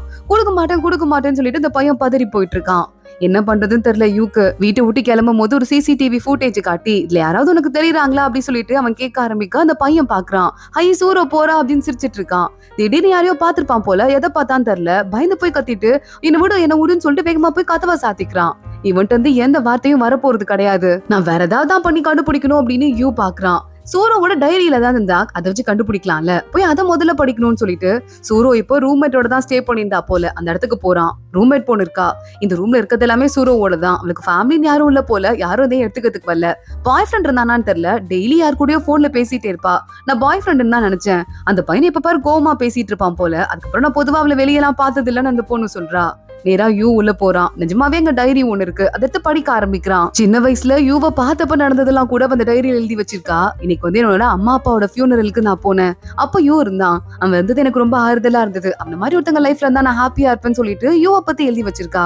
அதை பார்க்கும்போது யூக்கு ஒரு மாதிரி ஹாப்பியா இருக்கு. அழுகும் போதே சிரிச்சுட்டே அந்த டைரியை படிச்சிட்டு இருக்கான். அதுல எனக்கு இப்ப வர பிடிக்கவே இல்ல. குடிக்கிறவங்க யாரையாவது பார்த்தாலே எனக்கு சுத்தமா பிடிக்கல. ஏன் குடிக்கிறவங்க அவ்வளவு மோசமான புள்ளியா இருக்காங்க அப்படின்னு சொல்லிட்டு எழுதி வச்சிருக்கா. அதுக்கு மேல எந்த டீடைல்ஸும் இல்ல. யூ பாக்குறான். யாரோ ஒருத்தங்க குடிச்சிட்டு அவ்வளவு புள்ளி பண்ணிருக்காங்க. அது யாருங்கிறதுதான் முதல்ல கண்டுபிடிக்கணும்னு சொல்லிட்டு கிளாஸ் ரெப் ஒரு பொண்ணு இருப்பால, அந்த பொண்ணுகிட்ட போயிடுறான். நம்ம கிளாஸ்ல சம்பந்தப்பட்டவங்க யாரோ தான் இந்த கதையில சம்பந்தப்பட்டிருப்பாங்களோன்னு எனக்கு தோணிட்டு இருக்கு. நம்ம கிளாஸ்ல இருக்கவங்க யாராவது பெரிய குடிகாரங்களா இருக்காங்களா அப்படின்னு சொல்லிட்டு கேட்க, உடனே இந்த பொண்ணு சொல்றா, பிடி டீச்சர் பையன் இருக்கான்லடா, அந்த பையன் பயங்கரமான குடிகாரன் ஆயிட்டான். கொஞ்ச நாளைக்கு முன்னாடி அவன் போஸ்ட பாரு அப்படின்னு Facebook போஸ்ட் ஒண்ணு காட்ட அதுல அவன் எழுதி வச்சிட்டு இருக்கான். இப்பதான் நான் அவளை பார்த்தேன். சின்ன வயசுல இந்த மாதிரி அப்படியே சூப்பர் ஃபிகரா இருக்கா அப்படின்னு சொல்லிட்டு ஏதோ ஒரு பொண்ணை பத்தி ஸ்டேட்டஸ் போட்டிருக்கான். அதுவும் அந்த ஸ்டேட்டஸ் போட்டது நம்ம சூரோ இறந்து போனதுக்கு ஒரு 2-3 நாளைக்கு முன்னாடி. இத பார்த்து இன்னும் யூ ஷாக் ஆயிடுறான். அவனோட வீட்டுக்கு போலான்னு பாக்குறான். ஆனா அந்த வீட்டுக்கு போறதுக்கே அவனுக்கு பயமா இருக்கு. ரவுடி பையன் வீட்டுக்கு எப்படி போறதுன்னு சொல்லிட்டு அவன் ஃப்ரெண்ட் ஒருத்தன் போலீஸ் இருக்கான்ல, அவனுக்கு போன் பண்ணிட்டு நான் ஃப்ரெண்டு வீட்டுல தாண்டா இருக்கேன், முடிஞ்சாவான்னு சொல்லிட்டு அட்ரஸ் கொடுத்துட்டு போனை கட் பண்ணிடுறான். வீட்டுக்குள்ள நுழைறான். ஃபுல்லா பாட்டிலா இருக்கு. வீடே குப்பையா இருக்கு. மனுஷன் குடியிருக்க வீடு மாதிரியே அதை பார்த்தா இல்ல. பார்த்தாங்க அந்த பிடி பையன் பயங்கரமா இப்ப கூட குடிச்சிட்டே உட்காந்துட்டு இருக்கான். இங்க யூ ஒரு பக்கம் இந்த வீட்டுக்குள்ள போக, இன்னொரு பக்கம் சூரோ இந்த வீட்டை விட்டு காலி பண்ணி போகும்போது போட்டோ கையில வச்சிருந்திருக்கா. அப்ப அந்த பையன் வந்திருக்கான். அந்த அப்பாவி பையன் ஒருத்தர் இருப்பான்ல, சூரோ எனக்கு போட்டோ கொடு அப்படின்னு சொல்லிட்டு அந்த போட்டோவை இவன் தான் கேட்டு வாங்கி இருந்திருக்கான். சூரோவுக்கு அப்புறம் அந்த போட்டோ கொடுத்துட்டு கிளம்பி போனதுக்கு அப்புறமா பிடி சாரோட பையன் அதுக்கப்புறம் தான் ஓடி வந்திருக்கான் சூரோவை பாக்கணும் அப்படின்னு சொல்லிட்டு. ஆனா அவனால பாக்க முடியல போல. உள்ள போயிட்டு இந்த பிடி பையனை பார்த்து யூ கேட்டுட்டு இருக்கான், ஏண்டா சூரோக்கும் உனக்கும் என்னடா சம்மந்தம்? சரி ஓகே, அவ செத்து போயிட்டா, அவ சாப கூட ஏண்டா வரல? உனக்கு தான் சொல்லி விட்டோம்ல அப்படின்னு கேட்க, நான் எதுக்கு வரணும்? வர முடியாது. இப்ப எதுக்கு என்ன பார்க்க வந்திருக்க? நான் அவளை கொண்டிருக்கேன்னா சோசியல் மீடியால போஸ்ட் போட்டேன், அதுக்காக நான் கொலை பண்றேன்னு முடிவு பண்ணிட்டியா? உள்ள வாடா, உன்னையும் கொல்றேன்னு கையில பாட்டில் எடுக்கிறான். யூக்கு பயமா இருக்கு. என்னடா நீ இவ்வளவு மோசமா இருக்க, போலீஸ் வந்துட்டு இருக்காங்கடா அப்படின்னு சொல்லிட்டு வேகமா யூ வெளியே ஓடி போயிடுறான். கொஞ்சம் நேரத்திலேயே பார்த்தா ஏதோ சத்தம் கேக்குது. அந்த பையன் தான் பிடி சார் பையன் தான் உள்ள இருந்து வந்துட்டு இருக்கான். பார்த்தா கையில வந்து ஸ்டிக் வச்சிருக்கான். அவனால நடக்க முடியல போல. சப்போர்ட் ஸ்டிக் இல்லாம வந்துட்டு, ஏண்டா என்னால நடக்கவே முடியாது, நான் போய் இந்த பிள்ளைய மாடிக்கு துரத்திட்டு போயிட்டு அங்க வந்து கொலை பண்ணிருப்பேனா? என்ன தள்ளினாலே நான் கீழே விழுந்துருவேண்டா, என்ன போய் கொலைகாரன் நினைச்சு என்ன தேடி வர வந்திருக்க, உனக்கு நான் வெக்கமா இல்லையா அப்படின்னு சொல்லிட்டு அவன் கத்த ஆரம்பிக்கிறான். யூக்கு ஷாக் ஆயிருது. இருடா உள்ள வரேன்னு சொல்லிட்டு மறுபடியும் உள்ள போய் சோஃபால உட்காந்து பேச ஆரம்பிக்கிறான். ஸ்கூல் படிக்கும் போது உனக்கு அடிபட்டுச்சு, அப்ப கையில நீ ஸ்டிக் வச்சு நடக்க ஆரம்பிச்சு, அதுக்கப்புறம் உனக்கு சரியா போயிருக்கும்னு நினைச்சேன், கடைசி வரையும் சரியாவே போகாம இருக்கும்ட்டு எனக்கு தெரியாதுடா, நீ ஏன் நான் கண்டுபிடிக்கல, யாருன்னு சொல்லிட்டு கொஞ்சம் கண்டுபிடிச்சிருக்கலாம்ல அப்படின்னு சொல்லிட்டு யூ கேள்வி கேட்டுட்டே இருக்கான். உன்னை இந்த பையன் பாக்குறான். நான் சூரோவை பார்த்தேங்கிறது உண்மைதான். கொஞ்ச நாளைக்கு முன்னாடி எனக்கு கால் இப்பெல்லாம் ரொம்ப வலிக்குது அப்படிங்கிறதால மசாஜ் பண்ணலான்னு போனேன். ஆனா அதுக்கு ரொம்ப வேலை இருந்தது. அங்க இருந்து திரும்பி வந்துடலான்னு பார்க்கும்போது தான் அங்க சூரோ வந்தா. என்ன உள்ள கூட்டு போயிட்டு எனக்கு 2 hours ஃப்ரீயாவே மசாஜ் பண்ணா. அவ மசாஜ் பண்ணதுக்கு அப்புறமா கால் எனக்கு ரொம்ப நிம்மதியா இருந்தது. அது மட்டும் இல்லாம எனக்கு கூட்டு போயிட்டு சாப்பாடுலாம் கூட வாங்கி கொடுத்தா. நானும் அவ்வளவு ஜாலியா பேசிட்டு இருந்தோம். ஆனா அப்பயும் அவ இறந்து போனதுக்கு நான் திரும்பி வந்தா என்ன இந்த நிலைமையில பாப்பாங்க மத்த கிளாஸ் பசங்களான்னு சொல்லிட்டு எனக்கு பாக்கிறதுக்கு பிடிக்கல. ஸ்கூல் படிக்கும் போது நான் பாட்டுக்கு ரன்னிங் ரேஸ்ல ஓடிட்டு இருக்கும் போது அங்க விழுந்தேன். சீக்கிரம் சரியா போயிடும் நம்பிட்டு தான் நானும் ஒவ்வொரு தடவையும் கிளம்பி வந்தேன். ஆனா எனக்கு அது சரியாவே போகாதுங்கிற விஷயம் தெரியாது. என்ன சூருலாம் இவ்வளவு பாசமா பாத்துக்கிட்டாலடா, எனக்கு எல்லாமே ஞாபகம் இருக்குடான்னு அந்த பையன் சொல்லிட்டு இருக்கான். யூ பாக்குறான். ஏண்டா நீ கண்டுபிடிக்கல, உன்னை யாரும் தள்ளி விட்டுதான் நீ கீழே விழுந்தன்னு சொல்லி கேள்விப்பட்டேன், அது யாருன்னு கண்டுபிடிச்சிருக்கலாம்ல அப்படின்னு கேட்க, இத்தனை வருஷம் ஆச்சு, எங்க போய் கண்டுபிடிக்கிறது, கண்டுபிடிச்சு நான் என்ன பண்ண போறேன், என் கால் திரும்பி வரப்போதான்னு சொல்லி இவன் கத்த ஆரம்பிக்கிறான். யூ பாக்குறான் இந்த பையன் கொலை பண்ணிக்கிறதுக்கு வாய்ப்பே இல்லைன்னு தெரியுது. சாரிடான்னு சொல்லிட்டு மறுபடியும் அந்த மொட்டை மாடிக்கு ஓடி வரான். இங்க வந்தா மட்டும் தான் டைம் டிராவல் பண்ண முடியும்னு அவனுக்கு தெரிஞ்சிருக்கு. இவன் உள்ள வந்து நின்னதுமே மறுபடியும் இந்த டைம் கிராக் ஓபன் ஆயிருது. டக்குன்னு உள்ள போயிடுறான். பார்த்தா மறுபடியும் கிளாஸ்ல எந்திரிக்கிறான். கிளாஸ்ல ஏஞ்சிட்டு பக்கத்துல ஜிஜி உட்காந்துட்டு இருக்கா. ஏண்டி சூரோ வரலன்னு கேட்க, எனக்கு எப்படி தெரியும், யார் யார் வரலன்னு தெரிஞ்சுக்கிறதுக்கு தான் என் வேலையா அப்படின்னு சொல்லிட்டு இவ வேற கத்த ஆரம்பிக்கிறா. இவளை போய் தேடி போலாம் அப்படின்னு சொல்லிட்டு நம்ம யூ அங்க வந்து கிளம்புறதுக்குள்ள பெல் அடிக்குது. ஹை கிளாஸ் முடிஞ்சிச்சுன்னு சொல்லிட்டு வேகமா அங்க இருந்து இவன் கிளம்பும் போதே பேட்டி பையன் இருக்கான்ல, இப்ப கால் நல்லா தான் இருக்கு, கிளாஸ் முடிஞ்சிச்சுன்னு எல்லாருக்கும் முன்னாடி இவன் கத்திட்டு ஓட ஆரம்பிக்கிறான். யூ பாக்குறான் இவன் காலை யார் இப்படி ஆக்குனது நம்ம கொஞ்சம் கண்டுபிடிச்சோம்னா இவன் காலை எப்படியாவது காப்பாத்த முடியும், இவன் வாழ்க்கையை காப்பாத்த முடியும்னு சொல்லிட்டு யோசிச்சுட்டு இருக்கான். சூரோட வீட்டுக்கு முதல்ல போலான் யூ அங்க வந்து கிளம்பி போகும்போது சார் கூப்பிட்டுறாரு. சூரோ என்கிட்ட லீவ் கேட்டுதான் வீட்டுக்கு போயிருக்கா, சார் ஒன்னும் கவலைப்பட வேண்டாம், அந்த புள்ள மேல நீ ரொம்ப கவலைப்படுற மாதிரி தெரியுது, கொஞ்ச நாள் வாய முடிட்டு உன் வேலையை பாரு, புரியுதா, இல்லனா நடக்கதே வேற அப்படின்னு சொல்லிடுறாரு. வெளியே விட மாட்டேங்கிறாரு. யூ சரிப்பட்டு வராதுன்னு பின் பக்கமா போயிட்டு காம்பவுண்ட் ஏறி குதிக்கலான்னு பாக்க பிடி பையன் அங்க வந்துடுறான். இங்க பாருடா, நீலாம் நல்ல பையன், வெளியே போய் என்ன பண்ண போற, நான் ஸ்போர்ட்ஸ்ல கலந்துக்கணும், வெளியே போகணும்டா, என்ன விடுறா, ஒரு முக்கியமான மேட்ச் வேற இருக்கு, நான் அதை பாக்கணும்டா அப்படின்னு சொல்ல, இந்த மேட்சா உன் ஃபேவரட் டீம் தோக்க போதுரா, என்ன கோல்னு கூட நான் சொல்லவா, இப்போ ஒரு கோல் உள்ள போகுது, வேணா பாத்துட்டே நியூஸ் சொல்றான். அதே மாதிரி ஒரு கோல் உழுது. எப்படிரா உனக்கு எல்லாமே எப்படா தெரிஞ்சிருக்குன்னு சொல்லிட்டு பிடி பையன் கேட்க, நான் உனக்கு ஹெல்ப் பண்ணிட்டேன்ல, என்ன வெளியே போக விடு அப்படின்னு சொல்லிட்டு அவன் முதுகுல ஏறி தாண்டி குதிச்சு ஒரு வழியா வெளியே வந்துடுறான். நேரா சூரோவை பார்த்து அவளுக்கு என்ன ஆச்சுன்னு கண்டுபிடிக்கணும், வேற யாராவது அவளுக்கு ஏதாவது பண்ணிட போறாங்க, இந்த குடிச்சிட்டு புள்ளி பண்ணது யாரும் கண்டுபிடிக்கணும்னு சொல்லிட்டு இவன் ஓடுறதோட தான் இன்னைக்கு பாட்டு முடியுது. லாஸ்ட் எபிசோட்ல டீச்சர் எல்லாம் ஏமாத்திட்டு யூ காம்பவுண்ட் எல்லாம் தாண்டி குதிச்சு ஓடி வந்திருந்தா சூரோவை பாக்குறதுக்காக, அதோட தான் முடிஞ்சுது.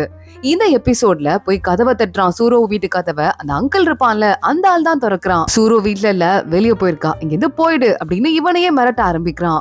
அங்கிள் எங்க போயிருக்கா, அவளுக்கு ஏதாவது ஆயிடுச்சா, கிளாஸ்க்கே அவ வரல, அதான் ஓகே தானே அப்படின்னு யூ எதோ கேள்வி கேட்க, அவ வீட்டுல இல்ல, சொன்னா புரியாதா, இங்க இருந்து போயிடுன்னு அங்கிள் கதவை க்ளோஸ் பண்ணிட்டு போயிடுறான். இப்ப யூக்கு என்ன பண்றதுன்னு தெரியல. கேள்விட்டு பையனை தேடி போயிடுறான். டே இங்க பாடுறான்னு கதவை தட்ட ஆரம்பிக்க, அந்த பையன் நான் கேம் விளையாடிட்டு இருக்கேன் அப்படின்னு வேகமா ஓடி போய் உட்காந்துட்டு கேம் விளையாட ஆரம்பிக்கிறான். யூ பாக்குறான், இந்த கேம் நான் சூப்பரா விளையாடுவேன், நான் வேணா உனக்கு ஹெல்ப் பண்ணவா, ஜெயிச்சு காட்டுறேன் அப்படின்னு சிஸ்டம்ல போய் உட்காந்து அதுல பயங்கரமா விளையாட ஆரம்பிக்க, அப்போ அந்த பின்னாடி இருக்க பையன் ஹூடி பையன் கொஞ்சம் கொஞ்சமா உண்மையை சொல்ல ஆரம்பிக்கிறான். சூரோவை அந்த அங்கிள் இருப்பான்ல, அந்த ஆள் அடிப்பான், எனக்கு அவனை பிடிக்காது, சூரோவை மட்டும்தான் பிடிக்கும் அப்படின்னு சொல்ல உடனே யூ ஷாக் ஆயிடுறான்.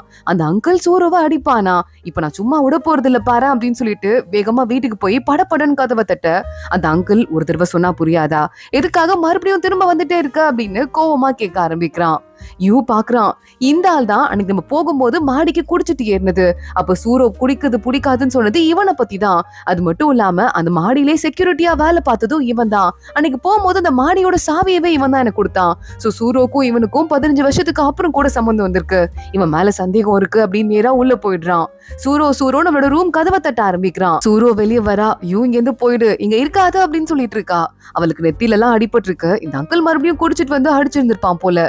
சூரோ உனக்கு அறிவு இருக்கா, இவ்வளவு கஷ்டப்பட்டு இந்த வீட்டுல இருக்கணுமா அப்படின்னு கேட்டுட்டு இருக்கும் போதே அந்த அங்கிள் யூவை அடிக்கிறதுக்கு வரான். கையில இருக்க பாட்டில் பட்டு யூவோட கையில கிழிச்சு ரத்தமே வர ஆரம்பிச்சிருது.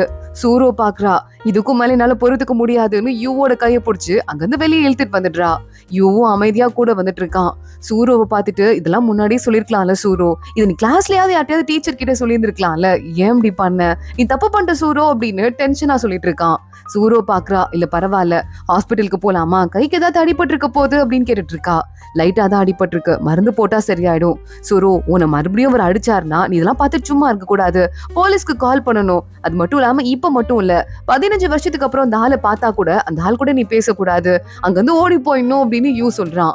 15 வருஷத்துக்கு அப்புறமா அது என்ன ஸ்பெசிபிக்கா சொல்லிட்டு இருக்க, சரி ஓகே நான் கிளம்புறேன்னு சூரோ சொல்றா. அந்த வீட்டுக்கா மறுபடியும் உன்னை விடுறதுக்குலாம் வாய்ப்பே இல்ல, உன் ஐடி கார்டு வேற நீ எடுத்துட்டு வரல, சோ ஹோட்டலுக்கும் போக முடியாது, என்ன தெரியுமா பண்ணலாம் அப்படின்னு யூ நேராவில அவனோட வீட்டுக்கு கூட்டு போயிடுறான். என் அம்மா அப்பா தூங்கிருப்பாங்க, நீ உள்ளவான் ரகசியமா சூரோவை அவன் உள்ள கூட்டு போயிட்டு இருக்க, அவங்க அம்மா அப்பாவும் ஏதோ பொண்ணு குரல் கேக்குதேன்னு யூவோட ரூம்க்கு வெளியே காது வச்சு கேட்டுட்டு இருக்காங்க. யூ கதவை திறந்துடுறான். சூரோ நிக்கிறத பார்த்துட்டு அவங்க அம்மா அப்பா 2 பேரும் ஷாக் ஆகுறாங்க. யூ சூரோ உட்காந்து ஒட்டுமொத்த கதையும் அவங்க அம்மா அப்பா கிட்ட சொல்ல, அவங்க அம்மா பாக்குறாங்க, எம்மா முன்னாடியே ஒரு பையன் ஃப்ரெண்ட் இருக்கான்னு சொல்லிட்டு அவன் வீட்டுக்கு எல்லாம் வரக்கூடாதா, இந்த குடும்பம் எல்லாம் நீ பொறுத்துட்டா இருக்கணுமா அப்படின்னு, செல்லம் நீங்க இருடா, உனக்கு வந்து பிரச்சனையும் கிடையாது, நாங்க உன்னை பத்திரமா பாத்துக்கிறோம், டேய் யூ, நீ போய் உன் ரூமை காலி பண்ணு, சூரோ இன்னைக்கு நைட் அங்க தூங்கட்டும் அப்படின்னு சொல்லிட்டு அவனை ரூமையும் காலி பண்ண சொல்லிடுறாங்க. யூ சரிமா அப்படின்னு சொல்லிட்டு சூரோக்கு கொஞ்சம் சாப்பிடறதுக்கு பழம் எல்லாம் எடுத்துட்டு போயிட்டு இருக்கான். இந்த பழத்துல நான் ஒண்ணு கூட கையே வைக்க கூடாதான், எங்க அம்மா திட்டி தான் அமைச்சிருக்காங்க, நீ சாப்பிடுன்னு சொல்லிட்டு அவளுக்கு ஊட்டி வேற விட்டுட்டு இருக்கான். சாரிடா, என்னால நீ சோஃபால படுக்கிறல்ல அப்படின்னு சூரோ கேக்குறா. இதுல என்ன இருக்கு, எங்க வீட்டு சோஃபா தானே, நான் படுத்துக்கிறேன், நீ நிம்மதியா இருந்தா போதும் அப்படின்னு அங்கிருந்து யூ வெளியே போயிடுறான். அடுத்த நாள் காலையே ஆகுது. யூவ பக்கத்துல வந்து உட்காந்துட்டு சூரோ எழுப்பிட்டு இருக்கா. எந்திரிக்க போறியா இல்லையா, ஹோம்ஒர்க் பண்ற நேரம் ஆயிடுச்சுடான்னு சொல்ல. ஹோம்ஒர்க்கா, அதெல்லாம் நான் பண்ண வேண்டிய காலத்திலேயே பண்ணது கிடையாது, என் உயிர் எடுக்காத, என்னை எழுப்பி விட்டுறாத, உள்ள எதுவுமே போடல அப்படின்னு சொல்லிட்டு சூரோ கிட்ட சொல்லிட்டு இருக்கான் யூ. இல்லையே அப்படின்னு திரும்பி பார்த்துட்டு பேண்ட் இருக்கு, பொய் சொல்லி ஏமாத்திரியான்னு போர்வையை தூக்கி விட்டுறா. பார்த்தா உள்ள உண்மையாவே யூ சட்டை போடாமலே உட்காந்துட்டு இருக்கான். இதை பார்த்ததும் சூரோக்கு வெக்கமா இருக்கு, அங்கிருந்து ஓடி போயிடுறா. யூ சிரிச்சுட்டே பின்னாடியே போயிட்டு இருக்கான். இங்க நம்ம யூவோட அம்மா பயங்கரமா சூரோ மேல பாஸ் ஆயிடுறாங்க. அவளுக்கு ஷால் எல்லாம் கொடுத்து இதை போட்டுக்கோ, நல்லா குளிர்ந்து பாரு வெளிய, எனக்கு பொம்பளை பிள்ளை இல்லையேன்னு சொல்லிட்டு நான் எத்தனை நாள் வருத்தப்படேன்னு எனக்கே தெரியாது, உன்னை நான் நல்லா பாத்துக்கிறேன்னு சொல்லிட்டு அவங்க 2 பேரையும் ஸ்கூலுக்கு அனுப்பி விட்டுட்டு இருக்காங்க. யூ பாக்குறான், எங்க அம்மா உன்னை அன்பு தொல்லை பண்றாங்க போல அப்படின்னு சொல்லிட்டு கேட்டுட்டு இருக்க. ஆப்போசிட்ல சூரோவோட அங்கிள் ஸ்கூல் வாசல்லே வந்து நின்னுட்டு இருக்கான். யூ பாக்குறான், இங்க பாரியா யோ, இதுக்கு மேல சூரோ உன்னை பார்க்க கூட மாட்டா, இனிமே பக்கத்துல வந்தேன்னு வச்சுக்கோயேன், என் கையை நீ கிழிச்சு விட்டல, சின்ன பிள்ளைங்க மேல தாக்குதல் நடத்தினேன்னு போலீஸ்க்கு போனா என்ன ஆகும்னு தெரியும்லன்னு கேட்க, அந்த ஆள் உடனே காசு கொடுக்குறான். சாரிப்பா, தெரியாம கைப்பற்றுச்சு நேத்து, இந்த போய் மருந்து போட்டுக்கோன்னு சொல்லிட்டு காசு கொடுத்து விடுறான். யூ பாக்குறான், பார்த்தெல்லாம் அங்கிள் தந்து எப்படி காசை வாங்கினேன்னு, இதை நீயே வச்சுக்கோன்னு சொல்லிட்டு சூரோ கிட்ட கொடுத்துடுறான். சூரோ கிளாஸ்க்குள்ள வந்து உட்கார்றா. இந்த விஷயம் கொஞ்சம் பேருக்கு தெரிஞ்சிருக்கும் போல. அந்த கிளாஸ் லீடர் பையன் இருப்பான்ல, அவன் வந்து பக்கத்துல உட்காந்துட்டு, என்று முன்னாடியே சொல்ல வேண்டியதான சூரோ, ஏன் வீட்டுக்கு வா, நானும் நல்லா பாத்துக்கிறேன், எங்க வீடு பெருசு அப்படிலாம் சொல்லிட்டு இருக்க. சூரோ பாக்குறா, இல்ல எனக்கு ஏற்கனவே ஒருத்தவங்க வீட்டுல சேர்த்துக்கிட்டாங்க, இப்ப என்ன நல்லா பாத்துக்கிறாங்க, யாரும் என்ன பத்தி கவலைப்பட வேண்டாம் அப்படின்னு சொல்லிட்டு இருக்கா. யூ சூரோவை பார்த்து சிரிச்சிட்டு இருக்கான், நம்ம வீட்டு பிள்ளை ஆயிட்டா இனிமே அவ அப்படின்னு. கிளாஸ்க்கு டீச்சர் வராரு, படிக்க வேண்டிய நேரம் வந்துருச்சு, யாரும் வாய் பேசிட்டு இருக்காம படிக்க ஆரம்பிங்க அப்படின்னு சொல்ல. யூ பாக்குறான், சூரோனை உன்னை காப்பாத்திட்டேன், ஆனா என்ன பண்றது, ஒருவேளை நான் ஹிஸ்டரிய மாத்திட்டேன்னா இப்ப போனா நீ உயிரோட இருப்பியா, இருக்கிறதுக்கு வாய்ப்பே இல்லைன்னு சொல்லிட்டு தான் ஜென் என்கிட்ட சொன்னான், நான் என்ன பண்றதுனே தெரியலன்னு சொல்லிட்டு மறுபடியும் ஜென்னை பாக்குறதுக்கு போறான். டே டைம் டிராவல் பத்தி எனக்கு ஒரு டவுட்டுடா அப்படின்னு சொல்லிட்டு, டே இங்க பாருடா, நீ என்ன போட்டு குழப்பிட்டு இருக்காதரா, டைம் டிராவல்ல போனா கூட ஒருத்தங்க இப்படி இறந்து போனவங்க மறுபடியும் உயிரோட வரத்துக்கு வாய்ப்பே இல்லைன்னு சொல்லிட்டு இந்த தடவையும் ஜென்னு சொல்றான். இதை கேட்டதும் யூக்கு இன்னும் மனசு கஷ்டமாயிருது. சூரோ வேகமா ஓடி வந்துட்டு இருக்கா. இன்னைக்கு எல்லாரும் வெளியே போற வரையும் வெயிட் பண்ண, நான் உன் வீட்டுல ஸ்டே பண்றேன்னு தெரிஞ்சா நம்ம 2 பேருக்கும் ப்ராப்ளம் ஆயிரும்ல, அதனால்தான் இப்ப வீட்டுக்கு போலாமா அப்படின்னு சொல்லிட்டு சூரோ கேக்குறா. யூ பாக்குறேன், வா போலாம் அப்படின்னு சொல்லிட்டு 2 பேரும் கிளம்பி போயிட்டு இருக்காங்க. போனா சூரோ வருவான்னு சொல்லிட்டு அவங்க அம்மா அப்பாவும் ஸ்பெஷலா சாப்பாடு எல்லாம் பண்ணி வச்சுட்டு வெயிட் பண்றாங்க. இதுல சூரோக்கு அவங்க அம்மா ஸ்பெஷல் ட்ரெஸ் எல்லாம் வேற வாங்கியிருக்காங்களாம். நீ உள்ள வாமா, அவனை கூட்டு போய் போட்டு காட்டுறேன்ட்டு விதவிதமா சூரோக்கு ட்ரெஸ் வாங்கி கொடுத்து அவ ஒன்னே மாத்திட்டு வெளியே வந்து நிக்க, அதை பார்த்து அழகு பார்த்துட்டு இருக்காங்க. யூ பாக்குறான், சூரோ சிரிக்கிறது எனக்கு ரொம்ப சந்தோஷமா இருக்கு அப்படின்னு சொல்லிட்டு இருக்கான். சாப்பிட்டு முடிச்சுட்டு யூவும் சூரோவும் வெளியே போய் பேசிட்டு இருக்காங்க. சூரோ சொல்றா, இங்க வந்து கொஞ்ச நேரத்திலேயே நான் எனக்கு இருக்க கஷ்டத்தெல்லாம் மறந்துட்டு நான் ஜாலியான வாழ்க்கை வாழ்றேன்னு நினைச்சிட்டேன்டா, ஆனா இதுக்கு மேலேயும் உங்க அம்மாக்கும் அப்பாக்கும் தொலை தந்துட்டு நான் இங்கே இருக்க முடியாது பாரு, ஒரு பிளாட்டா பார்த்துட்டு நான் கூடி போயிடலான் இருக்கேன், என்னால அதுக்கு வந்து அஃபோர்ட் பண்ண முடியும் அப்படின்னு சொல்லிட்டு சூரோ சொல்லிட்டு இருக்கா. சரி ஓகே, நாளைக்கு நம்ம போய் பார்க்கலாம் பிளாட், நீ கவலைப்படாத அப்படின்னு யூ அவகிட்ட சொல்லிட்டு இருக்கான். எனக்கு தனியா இருக்கதே பிடிக்காது, எல்லாம் கொஞ்ச நாளைக்கு தானே, அதெல்லாம் பாத்துக்கலாம், கவலைப்படக்கூடாது, இதுக்கும் மேல நான் தனியா ஸ்ட்ராங்கா தானே இருந்தாகணும், எனக்கு யாரும் இல்ல அப்படின்னு சூரோ சொல்ல. யூ பாக்குறான், தனியா இருக்கவே பிடிக்காதுன்னு சொல்லிட்டு இதுக்கப்புறம் 15 வருஷம் தனியாவே இருந்திருக்கா, எனக்கு என்ன பண்றதுனே தெரியல, கஷ்டமா இருக்குன்னு சொல்லிட்டு இவளை பார்த்து யோசிச்சுட்டு இருக்கான். சூரோவும் யூவும் அடுத்த நாள் காலை கிளம்பி கிளாஸ்க்கு போகும்போது பிடி சார் பையன் பாத்துடுறான். டேய் என்னடா 2 பேரும் ஒன்னா வீட்டுல இருந்து வரீங்க, நீங்க 2 பேரும் ஒன்னா இருக்கீங்களா அப்படின்னு சொல்லிட்டு கேட்டுட்டு இருக்கான். இது நமக்குள்ளே இருக்கட்டும், வெளியே யார்கிட்டயும் சொல்லிக்காதுன்னு சொல்லி யூ மிரட்டி தான் கூட்டு போறான். ஆனா கிளாஸ்க்கு போனதும் டமாரோ இல்லாத குறையா பிடி சார் பையன் எல்லா விஷயத்தையும் போட்டு கொடுத்துட்டான். என்னது 2 பேரும் ஒன்னா இருக்கீங்களா, ஒன்னாவா தூங்குறீங்கன்னு சொல்லிட்டு கிளாஸ்மேட்ஸ் எல்லாம் கேட்டுட்டு இருக்காங்க. சூரோ வெளியே போய் சோகமா நிக்கிறா. யூ போறான், சூரோ இதுல எனக்கு எந்த பிரச்சனையும் கிடையாது, இதுக்கெல்லாம் போய் நீ ஃபீல் பண்ணிட்டு இருக்காதுன்னு சொல்லிட்டு, நான் வேணா வீட்டை விட்டு வெளியே போயிடவா, நீ என் வீட்டுல இரு, கொஞ்சம் நிம்மதியாவாச்சும் இருப்பல்ல, அதே மாதிரி யாரும் நம்மளை பத்தி பேச கூட மாட்டாங்க, புரியுதா அப்படின்னு சொல்ல. இல்ல இது சரிப்பட்டு வராது, வீடு பாக்கணும், இன்னைக்கு ஈவினிங்கே நம்ம போறோம்னு சொல்லிட்டு சூரோ கூட்டு போயிடுறா. நல்ல வீட்டை நிறைய காசுக்கு தலையில கட்டலாம்னு சொல்லிட்டு அந்த ஆள் ட்ரை பண்ணிருக்க. யூ பாக்குறான், என்ன ஸ்கூல் பையன் நினைச்சிட்டு என் தலையில மிளகா அரைக்க பாக்குறல்ல, உன்ன மாதிரி எத்தனை பேருங்களை என் வாழ்க்கையில பாத்துட்டு வேண்டான்னு சொல்லிட்டு அவன் கிட்ட லெஃப்ட் ரைட்னு பேச ஆரம்பிக்க சூரோ பாக்குறா. என்னடா இது, மேக்ஸ்ல பாஸ் மார்க் கூட வாங்காத நம்ம யூவா இது, எனக்கே புரியாத பல விஷயங்களை இங்க புட்டு புட்டு வைக்கிறான், எனக்கே இவனை பாக்கிறதுக்கு ஹீரோ மாதிரி இருக்கேன்னு சொல்லிட்டு யோசிச்சுட்டு இருக்கா. அந்த சேல்ஸ்மேனு, தம்பி நீ உண்மையாவே ஸ்கூல் பையன் தானாப்பா, எனக்கே தெரியாத பல விஷயங்களை சொல்லிட்டு இருக்க, உன்னை ஏமாத்தி பிரயோஜனம் கிடையாது, கம்மி விலைக்கு நானே உனக்கு வீடு பார்த்து தரேன், புது அபார்ட்மெண்ட், அழகான வீடு, கையெழுத்து போனுங்கன்னு சொல்லிட்டு புது வீடையும் இவங்க வாடகைக்கு எடுத்துட்டாங்க, லீஸ்ல எடுத்துட்டாங்க. சூரோவும் யுவும் அங்க இருந்து கிளம்பி வந்துட்டு இருக்காங்க. இன்னைக்கு ஏன் ட்ரீட், அதான் அங்கிள் கொடுத்த காசு இருக்குல்ல, அதை வச்சு நம்ம சாப்பிடலாம் அப்படின்னு சொல்லிட்டு சூரோ கூட்டு வந்துட்டு இருக்கா. பார்த்தா அந்த கடை, எந்த கடையை சொன்னானோ அந்த கடை இன்னும் ஓப்பனே பண்ணப்படலையா, அது ஃபியூச்சர்ல பாத்துட்டு அங்க போய் சாப்பிட்டுட்டு அதை சொல்லிருப்பான் போல. சரி போயிட்டு அங்கிள் வீட்ல இருந்து கொஞ்சம் தேவையான திங்ஸ் எல்லாம் இருக்கு, அதை மட்டும் எடுத்துட்டாவது வர வேலையை பார்க்கலாம் அப்படின்னு யுவும் சூரோவும் வீட்டுக்கு வராங்க. பார்த்தா அந்த அங்கிளோட ஒய்ஃப் ஊர்ல இருந்திருப்பா போல, அவளும் வந்திருக்கா. சூரோவை கையை பிடிச்சிட்டு, சாரிமா, இந்த அங்கிளையுமே உன்னை இப்பெல்லாம் அடிக்கவே மாட்டாரு, நீ கூடவே இருக்கலாம், இனிமே உனக்கு எந்த பிரச்சனையும் வராதுன்னு சொல்ல. இல்ல ஆண்டி, எனக்கு இனிமே இங்க இருக்க பிடிக்கல, நான் தனியாவே இருந்துக்கிறேன் அப்படின்னு சூரோ சொல்றா. சரி ஓகே, இதோ இது பெட்டி இந்தா அப்படின்னு அந்த ஆண்டி ஏற்கனவே பேக் எல்லாம் பண்ணி வச்சிருப்பாங்க போல, அதை கொண்டு வந்து கொடுக்குறாங்க. யூ பாக்குறான், என்னமா பிளான் பண்ணிட்டு வாழ்றாளுக பாரு, பெட்டியெல்லாம் கூட தானாவே பறந்து வருதுன்னு சொல்லிட்டு, நீங்க என்ன பிளான் பண்ணிருக்கீங்க, அதுல வெறும் துணியை மட்டும் வச்சு கொடுத்துட்டு இருக்கீங்க, இந்த வீட்டுல இருக்க எல்லாமே சூரோவோட ப்ராப்பர்ட்டி தான், அதை எடுத்து போறதுக்கு அவளுக்கு முழுசா உரிமை இருக்குதானே அப்படின்னு கேட்டுட்டு இருக்கான். உரிமையா, அதெல்லாம் இருக்குப்பா, சூரோ சின்ன பொண்ணு, இப்ப முக்கியமான பொருள் எல்லாம் கொண்டு போயிட்டா அவளுக்கு அது ஆபத்தாயிரும் பாரு, அதனால தான் சொல்றேன், அப்புறமா அவளுக்கு எல்லா விவரமும் தெரியட்டும், அப்ப வந்து அந்த திங்ஸ் எல்லாம் அவ எடுத்துக்கிட்டோம், அது வரையாதெல்லாம் எங்க கூட இருக்கிறது தான் அவளுக்கு சேஃப்டின்னு அந்த அத்தா அப்படியே டர்னையே மாத்திட்டு இருக்கா. சூரோ சொல்றா, எனக்கு இங்க இருந்து போனா போதும்டா, ஃபர்ஸ்ட் அதை பாத்துக்கலாம், நம்மளால இவங்கள்ட்ட சண்டை போட்டு ஜெயிக்க முடியாது அப்படின்னு சொல்லிட்டு அவ திங்ஸ் எல்லாம் எடுத்துட்டு நேரா அந்த புது வீடு இருக்குல்ல அங்க வந்துடுறாங்க. சூரோ, நீ போய் குளிச்சுட்டு வா அப்படின்னு சொல்லிட்டு அவளை குளிக்க சொல்லிட்டு அவளுக்காக சாப்பிடுறதுக்கு சூடா பால் அப்புறம் பிஸ்கெட் எல்லாம் ரெடி பண்ணி வைக்கிறான். சூரோ பாக்குறா, உண்மையாவே என் வாழ்க்கையில நான் இத்தனை நாள் நிம்மதியா இருந்தேன்னு எனக்கு தெரியவே இல்ல, இன்னைக்கு என்னமோ நிம்மதியா இருக்க மாதிரி தெரியுது அப்படின்னு சொல்லிட்டு இருக்கா.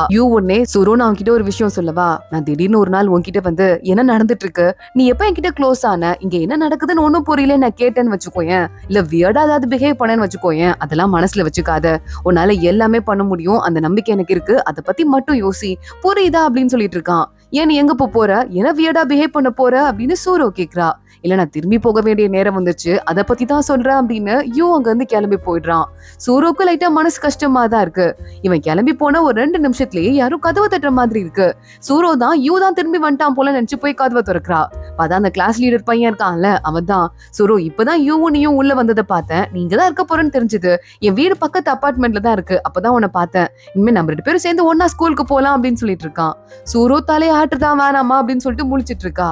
இங்க வீட்டுக்கு வந்துடுறான். என்னடா இது, இங்க வந்து 15 நாள் ஆச்சு இந்த தடவை, இப்பயும் நம்ம கிளம்பாம நம்ம மாடர்ன் உலகத்துக்கு போகாம இங்கே இருக்கோம், என்ன பண்ண போறோம்னு ஒண்ணும் புரியல. அது மட்டும் இல்லாம இந்த செக்யூரிட்டி கார்டா இருந்தது இந்த அங்கிள் தான், இப்ப அவங்க 2 பேரையுமே நம்ம பிரிச்சு விட்டோங்கிறதால சூரோ ஒரு வேலை இறந்து போக மாட்டாளா, எப்படி நடக்க போகுது என்ன நடக்க போகுதுன்னு சொல்லிட்டு குழம்பிக்கிட்டு இருக்கான். மறுபடியும் அடுத்த நாள் கிளாஸ்ல ஃபெயில் மார்க் வாங்கியிருக்கான். சூரோ பாக்குறா, பரவாயில்லடா, அப்ப கூட போன தடவையோட 5 மார்க் கூட தானே வாங்கியிருக்கேன்னு கேட்க யூக்கு இன்னும் தலைவலியே வந்துருது. இப்படியே ஒரு வேலை ஃபியூச்சருக்கு போகாம இங்கே மாட்டிக்கிட்டோம்னா அப்ப கண்டிப்பா நம்ம பாஸ் ஆகிதான் ஆகணும், இப்ப வாங்குற மார்க்குக்கு போன தடவை படிச்ச காலேஜ்ல கூட படிக்க முடியாது, வாழ்க்கை தடுமாறி போயிருமேடா அப்படின்னு சொல்லிட்டு அவனே யோசிச்சுட்டு இருக்கான். கரெக்டா அந்த பக்கமா ஸ்கூல் டீச்சர் வராரு. இந்த 2 பேரும் இப்ப பாரு ஒன்னாவே பேசிட்டு இருக்குங்க, ஒன்னாவே சாப்பிடுதுங்க, வரது போறது கூட ஒன்னா இருக்கேன்னு இந்த 2 பேரும் சாப்பிடும் போது நல்லா கையும் களவுமா புடிச்சிடுறாரு. எங்க ஸ்டாஃப் ரூமுக்கு வாங்கன்னு கூட்டு போயிட்டு, இந்த வயசுல காதல் கீதல்னு வரதெல்லாம் சகஜம்தான், ஆனா மனசு அலப்பாய விடாம தடுத்து நிறுத்ததான் உங்க ஒட்டுமொத்த பவரே இருக்கு, நான் சொல்றது கொஞ்சம் புரியுதா, இதுக்கும் மேலேயாவது உருப்புற வழிய பாருங்கன்னு சொல்லிட்டு திட்டி வெளியே அனுப்பிடுறாரு. சூரோ பாக்குறா, இங்க பாருடா, நீ உன்னை பத்தி ரொம்ப கம்மியா மதிப்பு போட்டிருக்கன்னு நினைக்கிறேன், ஆனா நீ நினைக்கிறத விட நீ ரொம்ப திறமையான ஆளு, போய் உன் வேலையை கொஞ்சம் பாரு, புரியுதா, நான் இனிமே உனக்கு கிளாஸ் எடுக்கிறேன் அப்படின்னு கூட்டு உட்கார வச்சுட்டு அவனுக்கு கிளாஸ் எடுத்துட்டு இருக்கா. பிடி சார் பையன் வந்து, டே வாடா விளையாட போலாம் அப்படின்னு யூவை கூப்பிட, டே போடா நான் படிக்கிறேன், அறிவில உனக்குன்னு சொல்லிட்டு அவன் திட்டி விட்டுட்டு இருக்கான். இதுல அந்த கிளாஸ் ரெப்பு பையன் இருக்கான்ல, அவனுக்கு 2 பேரும் ஒன்னா க்ளோஸா இருக்கதை பார்க்க பயங்கர பொறாமையா இருக்கு. சூரோ பாக்குறா, இன்னைக்கு நைட்டு கூட நம்ம லேட்டா வீட்டுக்கு போனா போதும், கிளாஸ்லயே உட்காந்து படிக்கலாம் அப்படின்னு சொல்லிடுறா. சரின்னு சொல்லிட்டு இவனும் படிக்கிறதுக்கு சாப்பாடு எல்லாம் கூட ஏற்பாடு பண்ணி வச்சிடுறான். இன்னும் ஒரே ஒரு ஸ்நாக்ஸ் மட்டும் இருக்கு, அதுதான் அவளுக்கு ரொம்ப பிடிக்கும், அதை போய் வாங்கிட்டு வந்துடுறேன் அப்படின்னு சொல்லிட்டு அங்க இருந்து கிளம்பிட்டு இருக்கான். சூரோ வந்துடுறா. இன்னும் காணுமே அப்படின்னு வெயிட் பண்ணிட்டு ரொம்ப லேட் ஆகுது, எங்க போனான்னு தெரியலையேன்னு வந்துட்டு இருந்தா அங்க நடந்து வந்துட்டு இருக்கான். நான் எதுக்கு இங்க வந்தேன்னு சத்தியமா புரியல, சூரோ நீ இன்னும் வீட்டுக்கு போகாம இருக்க அப்படின்னு கேக்குறான். நம்ம 2 பேரும் படிக்கிறதுக்கு தானே வந்திருக்கோம், அறிவு கட்டவனே, எல்லாம் மறந்து போச்சா அப்படின்னு சூரோ அவனை பார்த்து திட்ட ஆரம்பிக்கிறா. படிக்கிறதுக்கா, நம்ம 2 பேருமா, எனக்கு ஒண்ணும் புரியல, ஏதோ ஒரு குரல் என் மனசுக்குள்ள வந்து சீக்கிரம் ஸ்கூலுக்கு போன்னு சொன்னுச்சு, அதான் நான் இங்க வந்தேன், மத்தபடி என்ன நடக்குதுன்னு நிஜமா எனக்கு புரியல, இந்த அந்த ட்ரிங்க்ஸ் இது நீ வச்சுக்கோ, நான் கிளம்புறேன் அப்படின்னு சொல்லிட்டு அவகிட்ட ஒரு கோகோ கோலா பாட்டில கொடுத்துட்டு அங்கிருந்து கிளம்பிடுறான். சூரோ யோசிக்கிறா, ஆல்ரெடி அவன் சொன்னான்ல, திடீர்னு நான் ஒரு வேலை வியர்டா பிஹேவ் பண்ணா அதை கண்டுக்காத, நீ பாட்டுக்கு உன் வாழ்க்கையை வாழ்ந்துக்கோன்னு சொல்லிட்டு அதை பத்தி யோசிச்சுட்டு இருக்கா. யூக்கு என்னாச்சு, என்ன மாற்றம் வந்திருக்கும்னு சொல்லிட்டு. ஆனா யூ பழையபடி அந்த உலகத்துக்கு, மாடர்ன் உலகத்துக்கு போயிட்டான் போல. மாடர்ன் உலகத்துல யூ மொட்டை மாடியில எந்திரிக்கிறான். நிறைய விஷயங்களை நான் மாத்தி விட்டுருக்கேன் ஹிஸ்டரியில, இந்த தடவை என்னெல்லாம் மாறி இருக்கும், சூரோ உயிரோட இருப்பால அப்படின்னு சொல்லிட்டு சூரோ நம்பருக்கு போன் பண்றான். போன் ஸ்விட்ச் ஆஃப்ல இருக்கு. கையில பார்த்தா அந்த அங்கிள் அடிச்ச தழும்பு கூட அப்படியே இருக்கு. இப்ப என்ன பண்ண போறேன்னு தெரியலன்ட்டு அதான் அந்த ரெப்பு இப்ப போலீஸ் ஆயிட்டான்ல, அவனை பாக்குறது வேகமா ஓடி வர அந்த போலீஸ் பாக்குறான். இப்பெல்லாம் எனக்கு டவுட்டே வந்துருச்சுடா, நான் எதுவோ கொலகார மாதிரியும் நீ போலீஸ் மாதிரியும் உன்னை பார்த்தாலே நான் பயந்து ஓடிட்டு இருக்கேன். இது ஒரு தற்கொலை, அவ்வளவுதான், இங்கிருந்து கிளம்பி போயிடு, நீ என்ன பண்ணாலும் சூரோ உயிரோட வர போறது கிடையாதுன்னு சொல்லிட்டு போலீஸ் கத்தவே ஆரம்பிச்சிடுறான். யூ பாக்குறான். அந்த அங்கிளை பத்தி யோசிச்சியா, அந்த வாட்ச்மேன் வேற யாரும் இல்லடா, யூவோட அங்கிள் இருக்கான்ல அவன் தான். அவனை பத்தி விசாரிச்சியா அப்படின்னு கேட்க, நான் ஆல்ரெடி விசாரிச்சு முடிச்சிட்டேன், நீ வேணா ஒரு தடவை போய் விசாரிச்சுக்கோ அப்படின்னு போலீஸ் சொல்லி அனுப்பிச்சிடுறான். நேரா அடுத்த நாள் யூ வந்துடுறான் அங்கிள் கிட்ட. நீ வேணா பாருப்பா, இந்த செக்யூரிட்டி கார்டா சாவி என்கிட்ட தான் இருக்கு, ஆனா நான் வந்து உள்ள போய் தாப்பா போட்டுக்கிறேன், வெளியே இருந்து சாவி வச்சு உன்னால திறக்க முடியுதான்னு பாருப்பா அப்படின்னு அவர் சொல்ல, யூ செக் பண்ணி பாக்குறான், ஓப்பனே பண்ண முடியல. அதே மாதிரிதான் அன்னைக்கு அவ உள்ள போயிருந்தாலும் என்னால ஓபன் பண்ண முடியாது, எனக்கே ரொம்ப கஷ்டமா இருக்கு. அந்த பொண்ணு சின்ன வயசுல நம்மள தேடி வந்த பொண்ணு, சின்ன வயசுல குடிச்சிட்டு அழிச்சாட்டியம் பண்ணிட்டோமேனு நானே குற்ற உணர்ச்சியில இருக்கேன், இதுக்கு மேலே என்ன போட்டு டார்ச்சர் பண்ணாத, எனக்கும் அவளோட சாவுக்கும் எந்த சம்பந்தமும் கிடையாதுன்னு சொல்லிட்டு அந்த அங்கிள் சொல்றாரு. இருந்த ஒரு க்ளூவும் போயிடுச்சு, இனிமே என்ன பண்ண போறேன்னு சொல்லிட்டு தெரியலையே அப்படின்னு பயங்கரமா யூ கன்ஃபியூஸ் ஆயிடுறான். பிடி சார் பையன் கூட பேச ஆரம்பிக்கிறான். அப்ப பிடி சார் பையன் சொல்றான், உர்ரா நீ எவ்வளவோ அவளுக்காக கஷ்டப்பட்டுட்ட, ஒருவேளை அவ வந்துட்டு உண்மையாவே தற்கொலை தான் பண்ணிக்கிட்டா, வேற யாருமே அவளை ஒண்ணும் பண்ணல அப்படின்னா என்ன பண்ணுவ, ஏன்னா இப்பதான் நான் ஒரு உண்மையை கண்டுபிடிச்சேன், யாரோ உன்னை தள்ளி விட்டுதான் நான் கீழே விழுந்தேன், அதனாலதான் என் கால் இப்படி ஆயிடுச்சு நான் சொன்னேன்ல, ஆனா அது உண்மை கிடையாது, அந்த நரம்பு எனக்கு உடஞ்சிருக்கு, அதனாலதான் இந்த மாதிரி ஒரு சம்பவம் நடந்திருக்கு, நான் யாருமே என்ன தள்ளி விடாதப்போ யார் மேலயோ கோவப்பட்டு வாழ்ந்துட்டு இருந்திருக்கேன், என் அப்பா அம்மாவை தான் குறை சொல்லணும், சரியான நேரத்துக்கு என்ன ஹாஸ்பிட்டல் கூட்டு போயிருந்தா இதெல்லாம் நடந்திருக்காது, அதே மாதிரிதான் யாருமே இல்லாத இடத்துல நீ யாரையோ தேடிட்டு இருக்க நினைக்கிறேன், இதெல்லாம் மறந்துட்டு நிம்மதியா வாழ்ற வழிய பாருன்னு சொல்லிட்டு அவனும் அங்க இருந்து கிளம்பிடுறான். யூவால ஆனா அதெல்லாம் ஏத்துக்கவே முடியல. வீட்டுக்கு வரான், நல்லா குடிச்சிட்டு இருக்கான், அப்படியே தூங்கி போயிடுறான். அடுத்த நாள் காலையில யூ எந்திரிக்கும் போது அந்த தங்கச்சி ஒருத்தி இருந்தால நிங்னு சொல்லிட்டு அந்த பொண்ணு அங்க வந்திருக்கா. அண்ணா நேத்துதான் அம்மாக்கும் அப்பாக்கும் கல்யாணம், நீ வரவே இல்ல, என்ன பண்ணியோ அப்படின்னு சொல்லிட்டு கேட்டுட்டு இருக்க. சாரி நேத்து நான் வந்து சரியான மூட்ல இல்ல, என்ன மன்னிச்சிரு அப்படின்னு சொல்லிட்டு யூ சொல்லிட்டு இருக்கான். சரி பரவாயில்ல, அதை பத்திலாம் உனக்கு கவலைப்பட வேணாம், கல்யாணம்னா நல்லபடியா தான் முடிஞ்சுது, இன்னைக்கு உனக்கு ஏதாவது பிளான் இருக்கா அப்படின்னு அந்த பொண்ணு யூவை பார்த்து கேட்டுட்டு இருக்கா. அதோடதான் இன்னைக்கு பார்ட் முடியுது. யூ பிரசன்ட் டைம்ல இருக்கான். அவனும் அவன் சிஸ்டரும் ஒரு கரோக்கி பார்க்கு வந்திருக்காங்க. அங்க சிஸ்டர் ஏதோ புதுசா பாட்டெல்லாம் பாடி வந்துட்டு அவனுக்கு கொஞ்சமா ஹாப்பி ஆக்கணும்னு ட்ரை பண்றா. ஆனா யூ சோகமாவே இருக்கான். யூ பக்கத்துல போயிட்டு இந்த பொண்ணு உட்காந்துட்டு, அண்ணா நானே எனக்கு ஒரு புது அண்ணா கிடைச்சிருக்கான்ட்டு எவ்வளவு ஹாப்பியா தெரியுமா இருக்கேன், அண்ணா நீ ஒருன்னு இருக்க, நான் உன்ட்டு ஒரு கதை ஒண்ணு சொல்லவா, நீ உங்க அம்மா வயித்து இருக்கும்போது உன்னை ஹாஸ்பிட்டலுக்கு கூட்டு போறதுக்காக உங்க அம்மாவை பிரசவத்துக்கு கூட்டு போகும்போது ஒரு பெரிய ஆக்சிடென்ட் ஆயிட்டு, அப்போ நிறைய பேர் வந்துட்டு டிராபிக்ல மாட்டிக்கிட்டாங்க, ஆனா அங்க ஒரு லேடி வந்து டாக்ஸி டிரைவரா இருந்தவங்க உங்க அம்மாவை தூக்கிட்டு போயிட்டு ஹாஸ்பிட்டல்ல சேர்த்தாங்க, அதனால தான் நீ பிறந்த, உனக்கு ஞாபகம் இருக்கா அப்படின்னு கேட்க, ஆமா இருக்கு அப்படின்னு சொல்லிட்டு அங்க யூ சொல்லிட்டு இருக்கான்.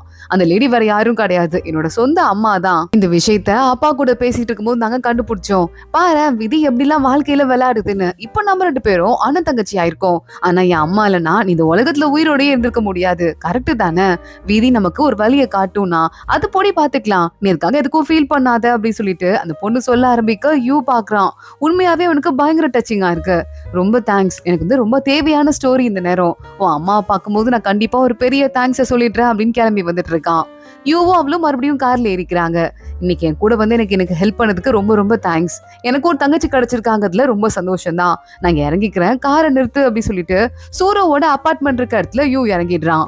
இவன் மறுபடியும் அந்த பாஸ் டைமுக்கு போகணும்ல, அதனால அந்த மொட்டை மாடிக்கு போறான். பாஸ் டைமுக்கு மறுபடியும் திரும்ப வந்துடுறான். யூ நேரா உள்ள போயிட்டு பக்கத்துல உட்காந்துருக்க பொண்ணுட்டு, அம்மா சூரோ எங்க ஆளை காணா அப்படின்னு கேட்க, அந்த பொண்ணு பாக்குறா, ஜிஜி தானே, டேய் நீ தான் என்ன பிடிக்கலன்னு வேற சொல்லிட்ட, அப்ப எதுக்குடா ஏன்ட்டையே பேசிட்டு இருக்க, உனக்கு சூரோவை பிடிச்சிருக்குன்னா அவளை போய் பார்த்து பேசுறான்னு சொல்லிட்டு திட்டிட்டு இருக்கா. இன்னுமா நீ மேல கோவமா இருக்க, எத்தனை மாசம் ஆச்சு நம்ம திருப்பி வந்து, அப்ப இவன் இப்படி கோவத்தோட இருக்கா பாருன்னு சொல்லிட்டு யூ சிரிக்க ஆரம்பிக்கிறான். கதவுக்கு மேல ஒரு முட்டைய பார்சல் பண்ணி வச்சு அடுத்து வரவங்க மண்டல ஊத்தணும்னு சொல்லிட்டு நம்ம பிடி பையன் இருக்கான்ல அவன் வச்சிட்டு இருக்கான். ஆனா அடுத்து சூரோ தான் வரா. எங்க அவ தலையில முட்டை உடஞ்சிருமோன்னு சொல்லிட்டு மின்னல் வேகத்துல பறந்து போய் யூ அதை புடிச்சிடுறான். சூரோ திருன்னு முழிக்கிறா, யூவை பாக்குறா. யூ இப்போ எந்த ஞாபகமே இல்லாத ஒரு ஆள் தானே அந்த காலத்துல இத்தனை நாள் இருந்துட்டு இருந்தான், பாதியிலே கிளம்பி போனதால. அதனால சூரோக்கு யூ மேல கோவம் இருக்கு போல. அவனை பார்த்து முறைச்சிட்டு அங்க இருந்து கிளம்பி போயிடுறா. நான் உன்ட்டு தனியா பேசணும் அப்படின்னு யூ சொல்லிட்டு சூரோவை கூட்டு போயிடுறான். சூரோ சொல்லிட்டு இருக்கா, உனக்கு என்னடா பைத்தியமா, இத்தனை நாள் என்ன கண்டுக்காத மாதிரியே இந்த பக்கமும் அந்த பக்கமும் போன, இப்ப என்னமோ திருப்பி என்கிட்ட பேசுறதுக்கு பக்கத்துல வந்துட்டு இருக்க, எனக்கு எவ்வளவு தெரியுமா மனசு கஷ்டமா இருந்தது, எனக்கு உன்னை பார்க்கவே கோவமா இருக்குன்னு சொல்லிட்டு இருக்கா. ஒன்னே சுரு தப்பா எடுத்துக்காத, எனக்கு எதுவுமே ஞாபகம் இல்லை இத்தனை நாள், இப்பதான் ஞாபகம் வந்துச்சு, எனக்கு ஏதோ பிரச்சனை இருக்குன்னு நினைக்கிறேன் அப்படின்னு சொல்லிட்டு இருக்கான். சூரோ பாக்குறா, பிரச்சனையா, சாரி இதுக்கு மேல நான் அப்செட் ஆக மாட்டேன், உனக்கு ஏதாவது பிரச்சனைனா என்கிட்ட சொல்லு, நம்ம 2 பேரும் சேர்ந்து அதுக்கு ஏதாவது ட்ரீட்மெண்ட் பார்க்கலாம், புரியுதா, ஒன்னும் கவலைப்பட வேணாம், வா போலாம் அப்படின்னு 2 பேரும் கிளாஸ்க்கு போயிட்டு இருக்காங்க. வர வழியில பிடி சார் அவங்க பையனை போட்டு, என்னடா இது ஓடவே மாட்டிக்கிற, உன்னை நம்பி நான் மனசுக்குள்ளேயே பெரிய கோயில் கட்டியிருக்கேன், நீ என்னென்னவோ சாதனை பண்ணுவேன்ட்டு இப்படி சோம்பேறியா இருக்கேன்னு சொல்லிட்டு திட்டிட்டு இருக்காரு. இதை பாக்குறான், அவருக்கு இவனாலேயே ஏதாவது ஆயிரும் போலேன்னு சொல்லிட்டு மனசுக்குள்ள அவனுக்கு கொஞ்சம் கஷ்டமா தான் இருக்கு. பிடி பையன் 2 பேரும் ஒன்னா போயிட்டு ஹோட்டல்ல நல்லா சாப்பிட ஆரம்பிக்கிறாங்க. டேய், உனக்கு ஓடுறதுக்கு பிடிக்கலனா ஓடாதடா, உன்னை கஷ்டப்படுத்திக்காதடா அப்படின்னு மனசுல இவனுக்கு எப்படியாவது ஆக்சிடென்ட்ல இருந்து காப்பாத்திட வேண்டியதான் யோசிக்கிறான். ஆனா அங்க ஒலிம்பிக்ஸ்ல பதக்கம் வாங்கினவங்க எல்லாம் டிவில வந்துட்டு இருக்காங்க. அதை பார்த்துட்டு இந்த பிடி பையன், இல்ல நான் ஓடியே ஆவேன், நான் பெரிய ஆளாய் ஆகணும்டா, கண்டிப்பா மெடலாவது வாங்குவேன் அப்படின்னு சொல்லிட்டு மனசுக்குள்ளேயே பேசிட்டு இருக்கான். விதியை யாராலையும் மாத்த முடியாது, என்ன சொல்லி இவனை திருத்த முடியும் யோசிச்சுட்டு இருக்கான்.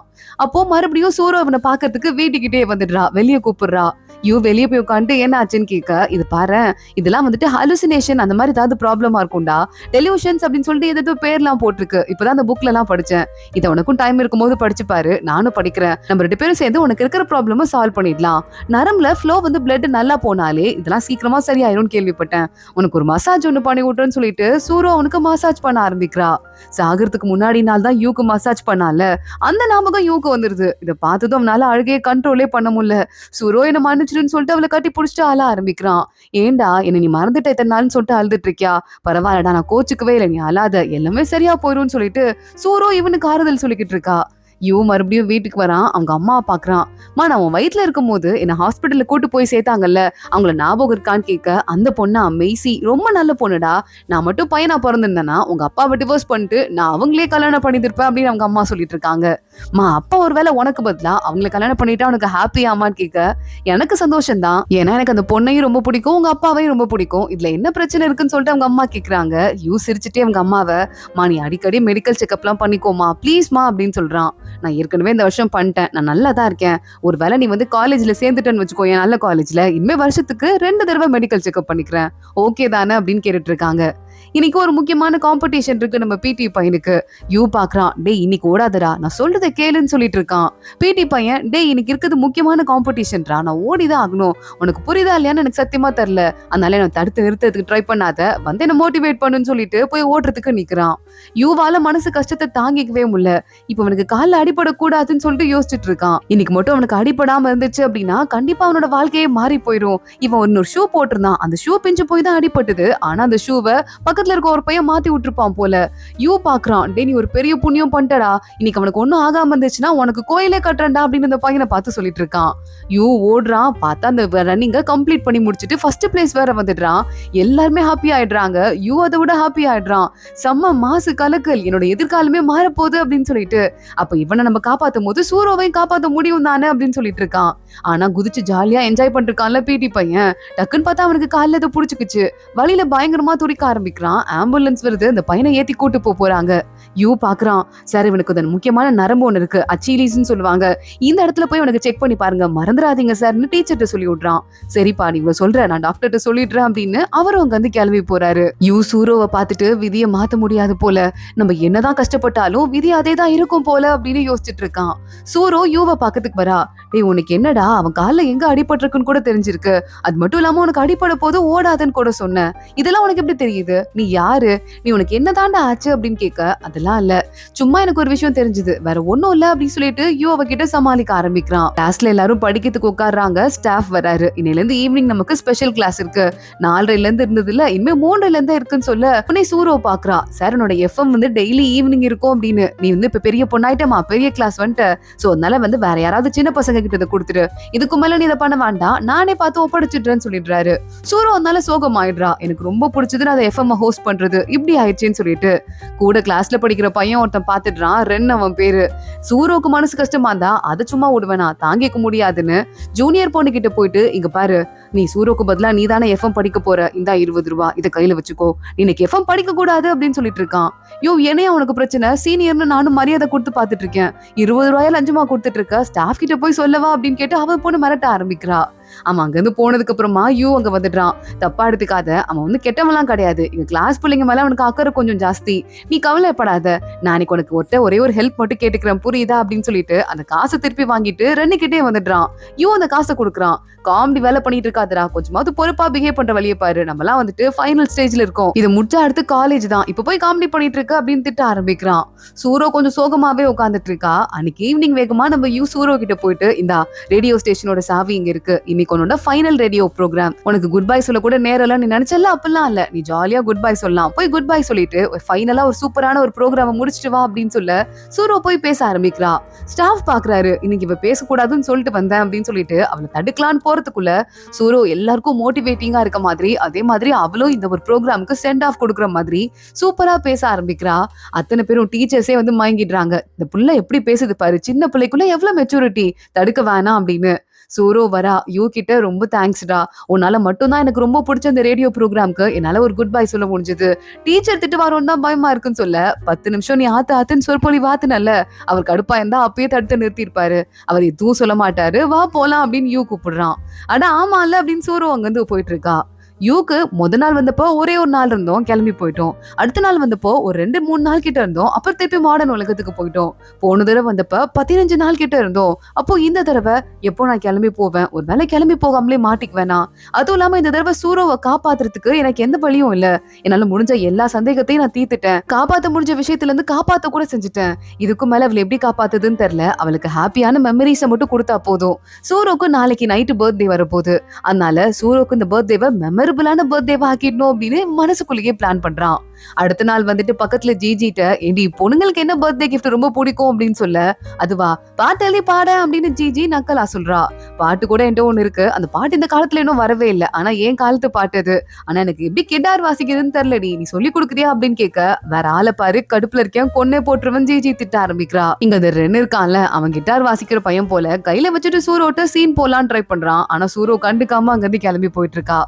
பக்கத்துல இருந்து உட்காடுறான். டே ப்ளீஸ்டா, எனக்கு இது எப்படி வாசிக்குதுன்னு சொல்லி கொடுறா, எனக்கு கத்துக்கணும்னு ரொம்ப நாளா ஆசைடா அப்படின்னு சொல்லிட்டு இவனும் 4 பிட்ட போட்டு சரி போனா போதுன்னு ரெண்டு இவனுக்கு சொல்லி கொடுக்க ஆரம்பிக்கிறான். கொஞ்சம் கொஞ்சமா கத்துட்டு இருக்கான். எனக்கு அடுத்த நாள் நைட்டு போய் வாசிக்கணும்ல, அதுக்காக. சூரோ வரா, எங்க யூவ காணோம் அப்படின்னு கேக்குறா. அவன் எங்க போனானோ எனக்கு எங்க தெரியும், ஜிஜி பொறுப்பு இல்லாம பதில் சொல்லிட்டு இருக்கா. அடுத்த நாள் ஆகுது, சூரோக்கு இன்னைக்குதான் பர்த்டே, கிளாஸ்க்கு வந்துடுறா. யூவ பாத்துட்டு, உனக்கு இன்னைக்கு ஈவினிங் ஏதாவது பிளான் இருக்கா அப்படின்னு கேட்க, வீட்டுக்கு போய் படிக்க போறேன், வேற எந்த பிளானும் இல்ல அப்படின்னு அவன் சொல்லிட்டு இருக்கான். இல்ல நீ பர்த்டே எல்லாம் எப்படி செலிப்ரேட் பண்ணுவ அப்படின்னு சூரோ லைட்டா விட்டு போட்டு பாக்கலான்னு பாக்குறா. இவ்வளவு மாடு வயசாயிடுச்சு, இதுக்கு மேல யாராவது பர்த்டே செலிப்ரேட் பண்ணுவாங்களா, பிறந்துட்டோம் வாழ்ந்துட்டோம் சாப்ப வேண்டியதான் அப்படின்னு நக்கலா பேசிட்டு இருக்கான். சூரோ பாக்குறா, அங்கிருந்து கிளம்பி வந்துடுறா. ரெண்டு வந்து இன்னைக்கு உனக்கு பர்த்டே தானே, இன்னைக்கு எங்கயாவது பார்ட்டி பண்ணலாமா அப்படின்னு கேட்டுட்டு இருக்கான். மாடு வயசுல யாராவது பர்த்டே செலிப்ரேட் பண்ணுவாங்களா, பிறந்துட்டோம் வாழ்ந்துட்டோம் செத்து போக வேண்டியதான் அப்படின்னு கோச்சிட்டு அங்கிருந்து போயிட்டு இருக்கா. யூத காதுல வாங்கி திட்டிட்டு இருக்கான். ஆனா அந்த ரெண்டு பையன் விடாம, இன்னைக்கு ஒரு ஹோட்டல் போலாமா ப்ளீஸ், என் கூட வாயேன், அதுவும் இல்லாம உனக்கு இன்னைக்கு 18th பர்த்டே, இதுக்கப்புறமா நீ அடல்ட் ஆக போற, சோ அடல்ட் ஆகிறதுக்கு முன்னாடி இருக்க ஃபைனல் நம்ம சின்ன வயசு டேவை ஜாலியா செலிப்ரேட் பண்ணலான்னு கூப்பிடுறான். சூரோ திரும்பி பாக்குறா யூ கண்டுக்காத மாதிரி இருக்கான். ஆனா சூரோ ரென்னு கிட்ட, இல்ல என்னால வர முடியாது சாரி அப்படின்னு சொல்லிட்டு அங்கிருந்து கிளம்பி போயிடுறா. ஆனா ரென்னு அப்பையும் விடாம இந்த கிளாஸ்ல இருக்க மத்த எல்லா பசங்களையும் கூப்பிட்டுப்பான் போல. சோ மத்த எல்லா பிள்ளைங்களும் வந்திருக்காங்க, டேய் என்னதுடா இது அப்படின்னு. ஆனா கடைசி வரையே சூரோ வரவே இல்லைங்கிறத அந்த ரென்னு பாக்குறான். வேகமா வெளியே போயிட்டு, பர்த்டே கேக்கெல்லாம் நீங்களே உங்க ஸ்டாஃபுங்களுக்குள்ள வச்சு சாப்பிட்டுக்கோங்க, உள்ள கொண்டு வராதீங்க ப்ளீஸ் அப்படின்னு சொல்லிட்டு ஸ்டாஃபுங்க கிட்டே கொடுத்து விட்டுறான். சும்மா நம்ம கிளாஸ்ல இருக்க எல்லாருக்கும் ஒரு பார்ட்டி அப்படின்னு ரெண்டு மத்தவங்க கிட்ட எல்லாம் சமாளிக்க ஆரம்பிக்கிறான். சூரோ வீட்டுக்கு போயிடுறா. கொஞ்சம் கூட நம்மளை பத்தி கண்டுக்கவே இல்லையேன்னு சோகமா உட்காந்துட்டு இருக்கா. வீட்டுல அவங்க அம்மா அப்பா 2 பேருக்கும் ஒரு பெரிய விருந்தே செஞ்சு வச்சிட்டு இருக்கான். அம்மா அப்பா நல்லா சாப்பிடுங்க, ஹாப்பியா இருக்கணும், இன்னைக்கு எனக்கு கிளாஸ்மேட்டுக்கு பர்த்டே, நான் அவளோட பர்த்டே செலிப்ரேஷனுக்கு போறேன் அப்படின்னு சொல்ல, அதெல்லாம் நீ ஒண்ணு போய் கிளிக்க வேணாம், போய் படிக்கிற வழியை பாருன்னு அவங்க அம்மா அப்பா திட்டுறாங்க. சூரோக்கு பர்த்டேன்னு சொல்ல, இது சூரோக்கா, முன்னாடி சொல்ல வேண்டியதானே, வீட்டுல விருந்து வச்சிருக்கலாம்ல, இதை எடுத்துட்டு போ அதை எடுத்துட்டு போன்ட்டு பையன் அவங்க அம்மா அப்பாவும் மாறி மாறி கொடுத்துட்டு இருக்காங்க. இங்க ரென்னு கிட்ட அந்த சயின்டிஸ்ட் பையன் இருக்கான்ல ஜென்னு, அவன் வந்து உட்காடுறான். ரென்னு எனக்கு தெரியும்டா, இந்த பார்ட்டியை எனக்காக தான் ஏற்பாடு பண்ணிருக்கேன்னு சொல்லிட்டு, ஏன்னா நான் உட்கார்ந்த இடத்துல சீட்ல இந்த கிஃப்ட் இருந்தது, ப்ளீஸ்டா நீ அந்த மாதிரி பசங்களை பிடிக்கிற பையன் எனக்கு தெரியாம போயிடுச்சு, ஆனா எனக்கு அப்படி கிடையாது, எனக்கு சயின்ஸ் மட்டும் தான் பிடிக்கும், வேற யார் மேலே இன்ட்ரெஸ்ட் கிடையாது, அது நீ கொடுத்துருக்கல, இந்த டாலர் வச்ச செயின்லாம் நான் போட மாட்டேன்டா, சோ அதை நான் வந்து ரிஜெக்ட் மட்டும் தான் பண்ணணும், வேற வேற வழியே இல்லைன்னு சொல்லிட்டு அந்த செயின் டப்பாவை கையில கொடுத்துட்டு அங்கிருந்து போக, இதுவும் தேவைதான், எனக்கு இதுக்கும் மேலையும் தேவைதான்னு சொல்லிட்டு பாவமா ரெண்டு உழுந்து உழுந்து அழுதுட்டு இருக்கான். சூரோ வீட்லயே சோகமா உட்காந்துட்டு இருக்கா. சே, நம்மள யூ லவ் பண்றான்னு தப்பா நினைச்சிட்டோம், அதெல்லாம் எதுவும் இல்ல போல அப்படின்னு சொல்லிட்டு கரெக்டா யூ அவளுக்கு நிறைய சாப்பாடெல்லாம் கூட எடுத்துட்டு, அது மட்டும் இல்லாம கையில கிட்டார்லாம் எடுத்துட்டு அவளுக்கு மியூசிக் கச்சேரி நடத்தலான்னு வீட்டுக்கு வந்துட்டு இருக்கான். பார்த்தா அவனுக்கு மயக்கம் வருது. நம்ம கிளம்பி திரும்பி போறோம் போல, இப்ப போக கூடாது, அவளுக்கு பர்த்டே விஷாவது பண்ணிட்டு தான் போகணும்னு சொல்லிட்டு ஒரு வழியா படிக்கட்டு ஏறி வந்துடுறான். சூரோ பாக்குறா, என்னடா ஆச்சு உனக்கு, ரொம்ப மயக்கம் வர்ற மாதிரி இருக்கு உனக்கு, ஏதாவது முடியலையாடா அப்படின்னு கேட்டுட்டு இருக்கா. சூரோ என்ன மன்னிச்சிரு, சாரி, ஹாப்பி பர்த்டேன்னு சொல்லிட்டு அவ மேலேயே போயிட்டு டக்குன்னு விழுந்துடுறான். அவ சூரோ பயந்து போயிடுறா. நேரா ஹாஸ்பிட்டலுக்கு கூட்டு போயிடுறா. டாக்டர் பாக்குறாங்க. அப்படி ஒன்னும் பெருசா ப்ராப்ளம்லாம் இருக்க மாதிரி இல்லம்மா, கவலைப்படாதமா, ஜஸ்ட் ஏதாவது எக்ஸாஷனா இருக்கும், நிறைய படிக்கிற பையன்ல அப்படின்னு சொல்லிடுறாங்க. சூரோ இந்த பக்கமும் அந்த பக்கமும் ஓடி போய் மருந்து சாப்பாடுன்னு வாங்கிட்டு வரா. அதையே பாத்துட்டு இருக்கான் யூ. ரெண்டு பேரும் ஹாஸ்பிட்டல்ல இருந்து கிளம்பி போயிட்டு இருக்காங்க. சாரி சூரோ, உன் பர்த்டேவே ஸ்பாயில் பண்ணிட்டேன்னு சொல்ல, பர்த்டேவை ஸ்பாயில் பண்ணிட்டியா, அதெல்லாம் ஒன்னும் கிடையாதுடா, நான் ஹாப்பியா தான் இருக்கேன் அப்படின்னு சூரோ சொல்றா. இந்த பர்த்டே நிஜமாவே ஹாப்பியா இருந்தியா அப்படின்னு கேட்க, நிஜமா ஹாப்பியா இருந்தேன், என் பர்த்டேவை ஞாபகம் வச்சு எனக்காக மியூசிக்லாம் வாசிக்கிறதுக்கு கிட்டார்லாம் எடுத்துட்டு வந்தேன்ல, நான் மறந்துடுவேன் நினைக்கிறியா அப்படின்னு சொல்லிட்டு நான் ரொம்ப ரொம்ப ஹாப்பியா இருந்தேன், ரொம்ப தேங்க்ஸ் வீட்டுக்கு போறா. அங்க பார்த்தா வீட்டு வாசல்ல ரெண்டு பசங்க பட்டாசு எல்லாம் வச்சிட்டு இருக்காங்க. பாவம் நம்ம ரெண்டு ஏற்கனவே இந்த பட்டாசு எல்லாம் ஏற்பாடு பண்ணி வச்சுட்டு போயிருப்பான் போல. அந்த பக்கமா வர சின்ன பசங்க பட்டாசு எல்லாம் வெடிக்கிறாங்க. பாருடா, நமக்கு இன்னைக்கு பர்த்டே இருக்க நாளா பார்த்து பட்டாசு எல்லாம் யாரோ வைக்கிறாங்கன்னு சூரோ சொல்லிட்டு இருக்கா. உடனே யூ பாக்குறான், அட ஆமா இல்ல, நீ லக்கியான பொண்ணுதான், இதே மாதிரி எல்லா நாளுமே நீ வாழ்க்கையில ஹாப்பியா இரு சூரோ, பிளீஸ் சூரோ அப்படின்னு சொல்லிட்டு இருக்கான். மறுபடியும் அடுத்த நாள் யூ கிளாஸ்க்கு வந்துடுறான். ஜிஜியை பாக்குறான். ஜிஜி, இதுக்கும் மேல எனக்கு இந்த பிளேஸ்ல உட்காரத்துக்கு சுத்தமா பிடிக்கல, அதனால நான் முன்னாடி இருக்க ஒரு பொண்ணு கிட்ட பிளேஸ் மாத்திருக்கேன், அவ வந்து இங்க உட்கார போறா அப்படின்னு வேகமா ஜிஜி முன்னாடி டெஸ்க்ல போய் உட்காந்துக்கிறா. கிளாஸ் ரெப்ப பின்னாடி வந்துடுறா. இனிமே நான் பக்கத்துல உட்கார போறேன்னா நம்ம ரெண்டு பேரும் சேர்ந்து படிக்கலாம் அப்படின்னு. சூரோவும் இந்த கிளாஸ் ரெப்பும் படிச்சிட்டு இருக்காங்க. அந்த பக்கமா ஜென்னு வரான். டே, இது வேற எப்படிடா சால்வ் பண்றது, ஏதாவது ஐடியா இருக்கா அப்படின்னு இவங்க கேட்க, இல்ல எனக்கு எந்த ஐடியாவும் கிடையாதுன்னு அங்க இருந்து கிளம்பிடுறான். சயின்டிஸ்டுக்கே இப்படி ஒரு நிலைமையா அப்படின்னு ரெப்பு பாத்துட்டு இருக்கா. கரெக்டா யூவ ஆளே காணா. யூ இந்த எக்ஸாம்ல ஃபெயில் ஆயிட்டான் போல அப்படின்னு ரெப்பு சொல்ல, யூ ஃபெயில் ஆயிட்டானா, ரொம்ப ஃபீலிங்ல இருப்பான், நான் போய் அவனை பாத்துட்டு வரேன் அப்படின்னு சூரோ வேகமா ஓடி வரா. டே, எனக்கு தெரியும் உன் மூளையில ஏதோ லைட்டா குழப்பம் இருக்கு, அதனால உனக்கு பழைய ஃபார்முலா கூட மறந்துருச்சு போல, 8வது படிக்கும் போது படிச்ச ஃபார்முலா கூட எப்படி ஒருத்தங்க மறப்பாங்க, அவ்வளவு ஈஸியா தானே இருக்கும்னு கேட்க, 8வது படிச்சு எத்தனை வருஷம் ஆச்சு, எப்படி அதெல்லாம் ஞாபகம் வச்சுக்குவாங்க அப்படின்னு யூ சொல்றான். 8வது படிச்சு 4 வருஷம் தாண்டா ஆச்சு, இப்பயே நம்ம 12வது தான் படிக்கிறோம், அறிவு கட்ட பயிலே அப்படின்னு சொல்ல, நீ படிச்சு 4 வருஷம் ஆச்சு, நான் படிச்சு கிட்டத்தட்ட 20 வருஷம் ஆக போதுமா அப்படின்னு இவன் மனசுல யோசிச்சுட்டு இருக்கான். சரி, நீ கவலைப்படாத, உன் மூளை சீக்கிரமா சரியாயிரும், இல்லனா நானே நல்ல டாக்டரா பார்த்து உன்னை கூட்டு போறேன், புரியுதா, அங்க பாரு நிறைய கறிலாம் இருக்கு, இந்த கறிலாம் நீ சாப்பிடு அப்படின்னு சொல்லிட்டு சூரோ அவனுக்கு கொடுத்துட்டு இருக்கா. யோ பாக்குறான், இந்த புக்கு வேணும்னு கேட்டுட்டு இருந்தல, சூப்பரான புக்கு எனக்கு கிடைச்சது, அதான் உனக்காக கொண்டு வந்துட்டேன்னு சொல்ல, மறுபடியும் ஸ்டாஃப் அங்க வராரு. எப்ப பார்த்தாலும் தலைய ரெட்ட பிள்ளைங்க மாதிரி ஓட்டியே வச்சிட்டு இருப்பீங்களா, பிரிக்கவே மாட்டீங்களா, இப்படியே பண்ணீங்கன்னா நடக்கிறதே வேற, ஒழுங்கா உங்க வேலையை பாருங்க, கதை புக்கு படிக்கிற வயசா இது, 12வது படிச்சுட்டு பாட புக்க முதல்ல புடிங்கன்னு கதை புக்கையும் புடுங்கிட்டு போயிடுறாரு. யூ, நீ முதல்ல என் ரூமுக்கு வாடா அப்படின்னு ஸ்டாஃப் கூப்பிட்டுறாரு. யூ போறான். சார் கவலைப்படாதீங்க சார், இங்க இருக்கான்ல அந்த ரென்னு, கண்டிப்பா ஒரு பெரிய கம்பெனியோட ஓனர் ஆக போறான், அது மட்டும் இல்லாம சொங்க இருக்கான்ல அந்த பையன் ஒரு பெரிய போலீஸ் ஆபீசர் ஆக போறான், நானும் ஒரு பெரிய ரிசர்ச்சர் ஆக போறேன், ஜென் இருக்கான்ல ஒரு சயின்டிஸ்ட் ஆக போறான் அப்படின்னு சொல்லிட்டு ஆளுக்கு ஒரு வேலையை அவங்க உண்மையா என்ன பண்றாங்களோ அதை சொல்லிட்டு எல்லாருக்கும் ஒண்ணு கிடைக்கும் சார், ஆனா எல்லாருக்குமே நினைச்ச வாழ்க்கை கிடைக்குமா அப்படின்னு சொல்லிட்டு எனக்கு தெரியாது, அதை நல்லபடியா கொண்டு வரதுக்கு தான் நானும் ட்ரை பண்றேன் அப்படின்னு சொல்லிட்டு வெளியே வரான். சூரோ வெளியவே நிக்கிறா. சார் திட்டினாராடான்னு கேட்க, அதெல்லாம் ஒன்னும் திட்டல, சும்மா கொஞ்ச நேரம் பேசிட்டு விட்டாரு, நீ கவலைப்படாத அப்படின்னு சொல்லிட்டு இருக்கான். அம்மா, நீ கிட்டார் கொண்டு வந்தல, அப்ப மியூசிக் வாசிக்கிறதுக்கு தானே, வாசிச்சு காட்டுறியா அப்படின்னு சூரோ சொல்றா. கிளாஸ்க்கு போயிட்டு யூ கிட்டார் எடுத்து வாசிச்சு காட்ட ஆரம்பிக்கிறான். எல்லாரும் கைத்தட்டி என்ஜாய் பண்ணிருக்கும் போது ரென் அங்க உள்ள வந்துடுறான். ஏண்டா, நீ இவள்கிட்ட வாசிச்சு காட்டுறதுக்கு தான் என்கிட்ட கத்துக்கிட்டியா, உனக்கு எதுக்கு இந்த தேவையில்லாத வேலை அப்படின்னு கண்டுபிடி திட்ட ஆரம்பிக்கிறான். திடீர்னு நம்ம யூக்கு தலையெல்லாம் சுத்த ஆரம்பிக்குது, தலை சுத்துது, இதுக்கு மேல இங்க இருக்க முடியாது போலயே அப்படின்னு அவனுக்குள்ள அவனே பேசிட்டு இருக்கும் போது இந்த ரெண்டு வேற அவன் கிட்ட ஹார்ஷா பிஹேவ் பண்ணிருக்கான். தண்ணி எல்லாம் தூக்கி மூஞ்சில ஊத்தி விட்டுறான். சூரோ ரெண்ட தடுத்து நிறுத்திட்டு, ஏன்டா அவளு சீப்பா பிஹேவ் பண்றக்க, நம்ம எல்லாம் ஒரே கிளாஸ் பசங்க, உனக்கு அது கூட புரியாதா அப்படின்னு நல்லா திட்டி விட்டுறா. சூரோவும் யூவும் அங்க இருந்து கிளம்பி வந்துட்டு இருக்காங்க. யூ பாக்குறான், நான் போயிருவேன்னு நினைச்சிட்டு இருந்தேன், இன்னும் போல, எப்ப இங்க இருந்து கிளம்ப போறேன்னு எனக்கு தெரியல, சூரோ நீ ஹாப்பியா தானே இருந்தேன்னு சொல்ல, நான் நிஜமா ஹாப்பியா இருந்தேன், ரொம்ப ரொம்ப ஹாப்பியா இருந்தேன், உன் பாட்டு கூட எனக்கு ரொம்ப பிடிச்சிருந்துச்சு, நான் போயிட்டு வரேன்னு சொல்லிட்டு பஸ்ல ஏறுறா. சூரோ ஏறி கொஞ்சம் பஸ் நகருது. அப்படியே நமக்கு யூக்கு மயக்கம் வந்துருது. பொத்துன்னு மயங்கி அங்கேயே விழுந்துடுறான். அவ்வளவுதான், அவன் மறுபடியும் மாடர்ன் உலகத்துக்கு போயிடுறான். இங்க யூ அடுத்த நாள் காலை சீக்கிரமா சாப்பிடறதுக்கு வரேன்னு சொல்லியிருந்தான் போல. அதனால சூரோ வெளியே நிக்கிறா. ஆனா யூ மறந்து போயிட்டு உள்ள ஃப்ரெண்ட்ஸ் கூட உட்காந்து சாப்பிட்டுட்டு இருக்கான். சூரோ வேகமா யூ பக்கத்துல வந்து உட்காந்துட்டு, டேய் உன் சாப்பாடு எடுத்துக்கவா அப்படின்னு வழக்கம் போல உரிமையா கை வைக்க யூ பாக்குறான். எதுக்கு இவன் நம்ம கிட்ட இவ்வளவு உரிமையா பிஹேவ் பண்ணிட்டு இருக்கான்ட்டு யூவோட மூஞ்ச பார்த்ததுமே சூரோக்கு தெரிஞ்சிருச்சு எல்லா விஷயத்தையும் அவன் மறந்துட்டான்ட்டு. அதனால பயங்கரமா சூரோவும் அப்செட் ஆயிடுறா. இந்த யூ மறுபடியும் அவனோட உலகத்துல எந்திரிக்கிறான். வீட்டுக்கு போறான். அவன் தங்கச்சி தான் வந்திருக்கா. உனக்கு எத்தனை தடவை போன் பண்றதான்னா நீ போனே எடுக்க மாட்டியா? அம்மா அப்பா உன்னை கூப்பிட்டாங்க. அது மட்டும் இல்லாம உன் ஃப்ரெண்ட் யாரோ பிடி சார் பையனாமே, அவன் உன்னை வாங்கணும்னு சொல்லிட்டு கூப்பிட்டான். ஏதோ கிரவுண்டுக்கு வர சொன்னான்னு சொல்ல, அவனால வந்துட்டு வீல் சேர் இல்லாம ஸ்டெப்ஸ்லயே இறங்க முடியாது. கிரவுண்டுக்கு போய் என்ன பண்ண போறான்? ஏன் இப்படி காமெடி பண்ணிட்டு இருக்கான்? சரி நீயும் என் கூட வா அப்படி சொல்லிட்டு யூ தங்கச்சியும் கூட்டிட்டு கிரவுண்டுக்கு வந்துடுறான். அங்க பார்த்தா நம்ம பிடி சார் பையன் அவனுக்கு இந்த ஆக்சிடென்ட் ஆனதுல நல்லபடியா வந்து ட்ரீட்மெண்ட் எல்லாம் பார்த்து கால் மறுபடியும் சரியாயிடுச்சு போல.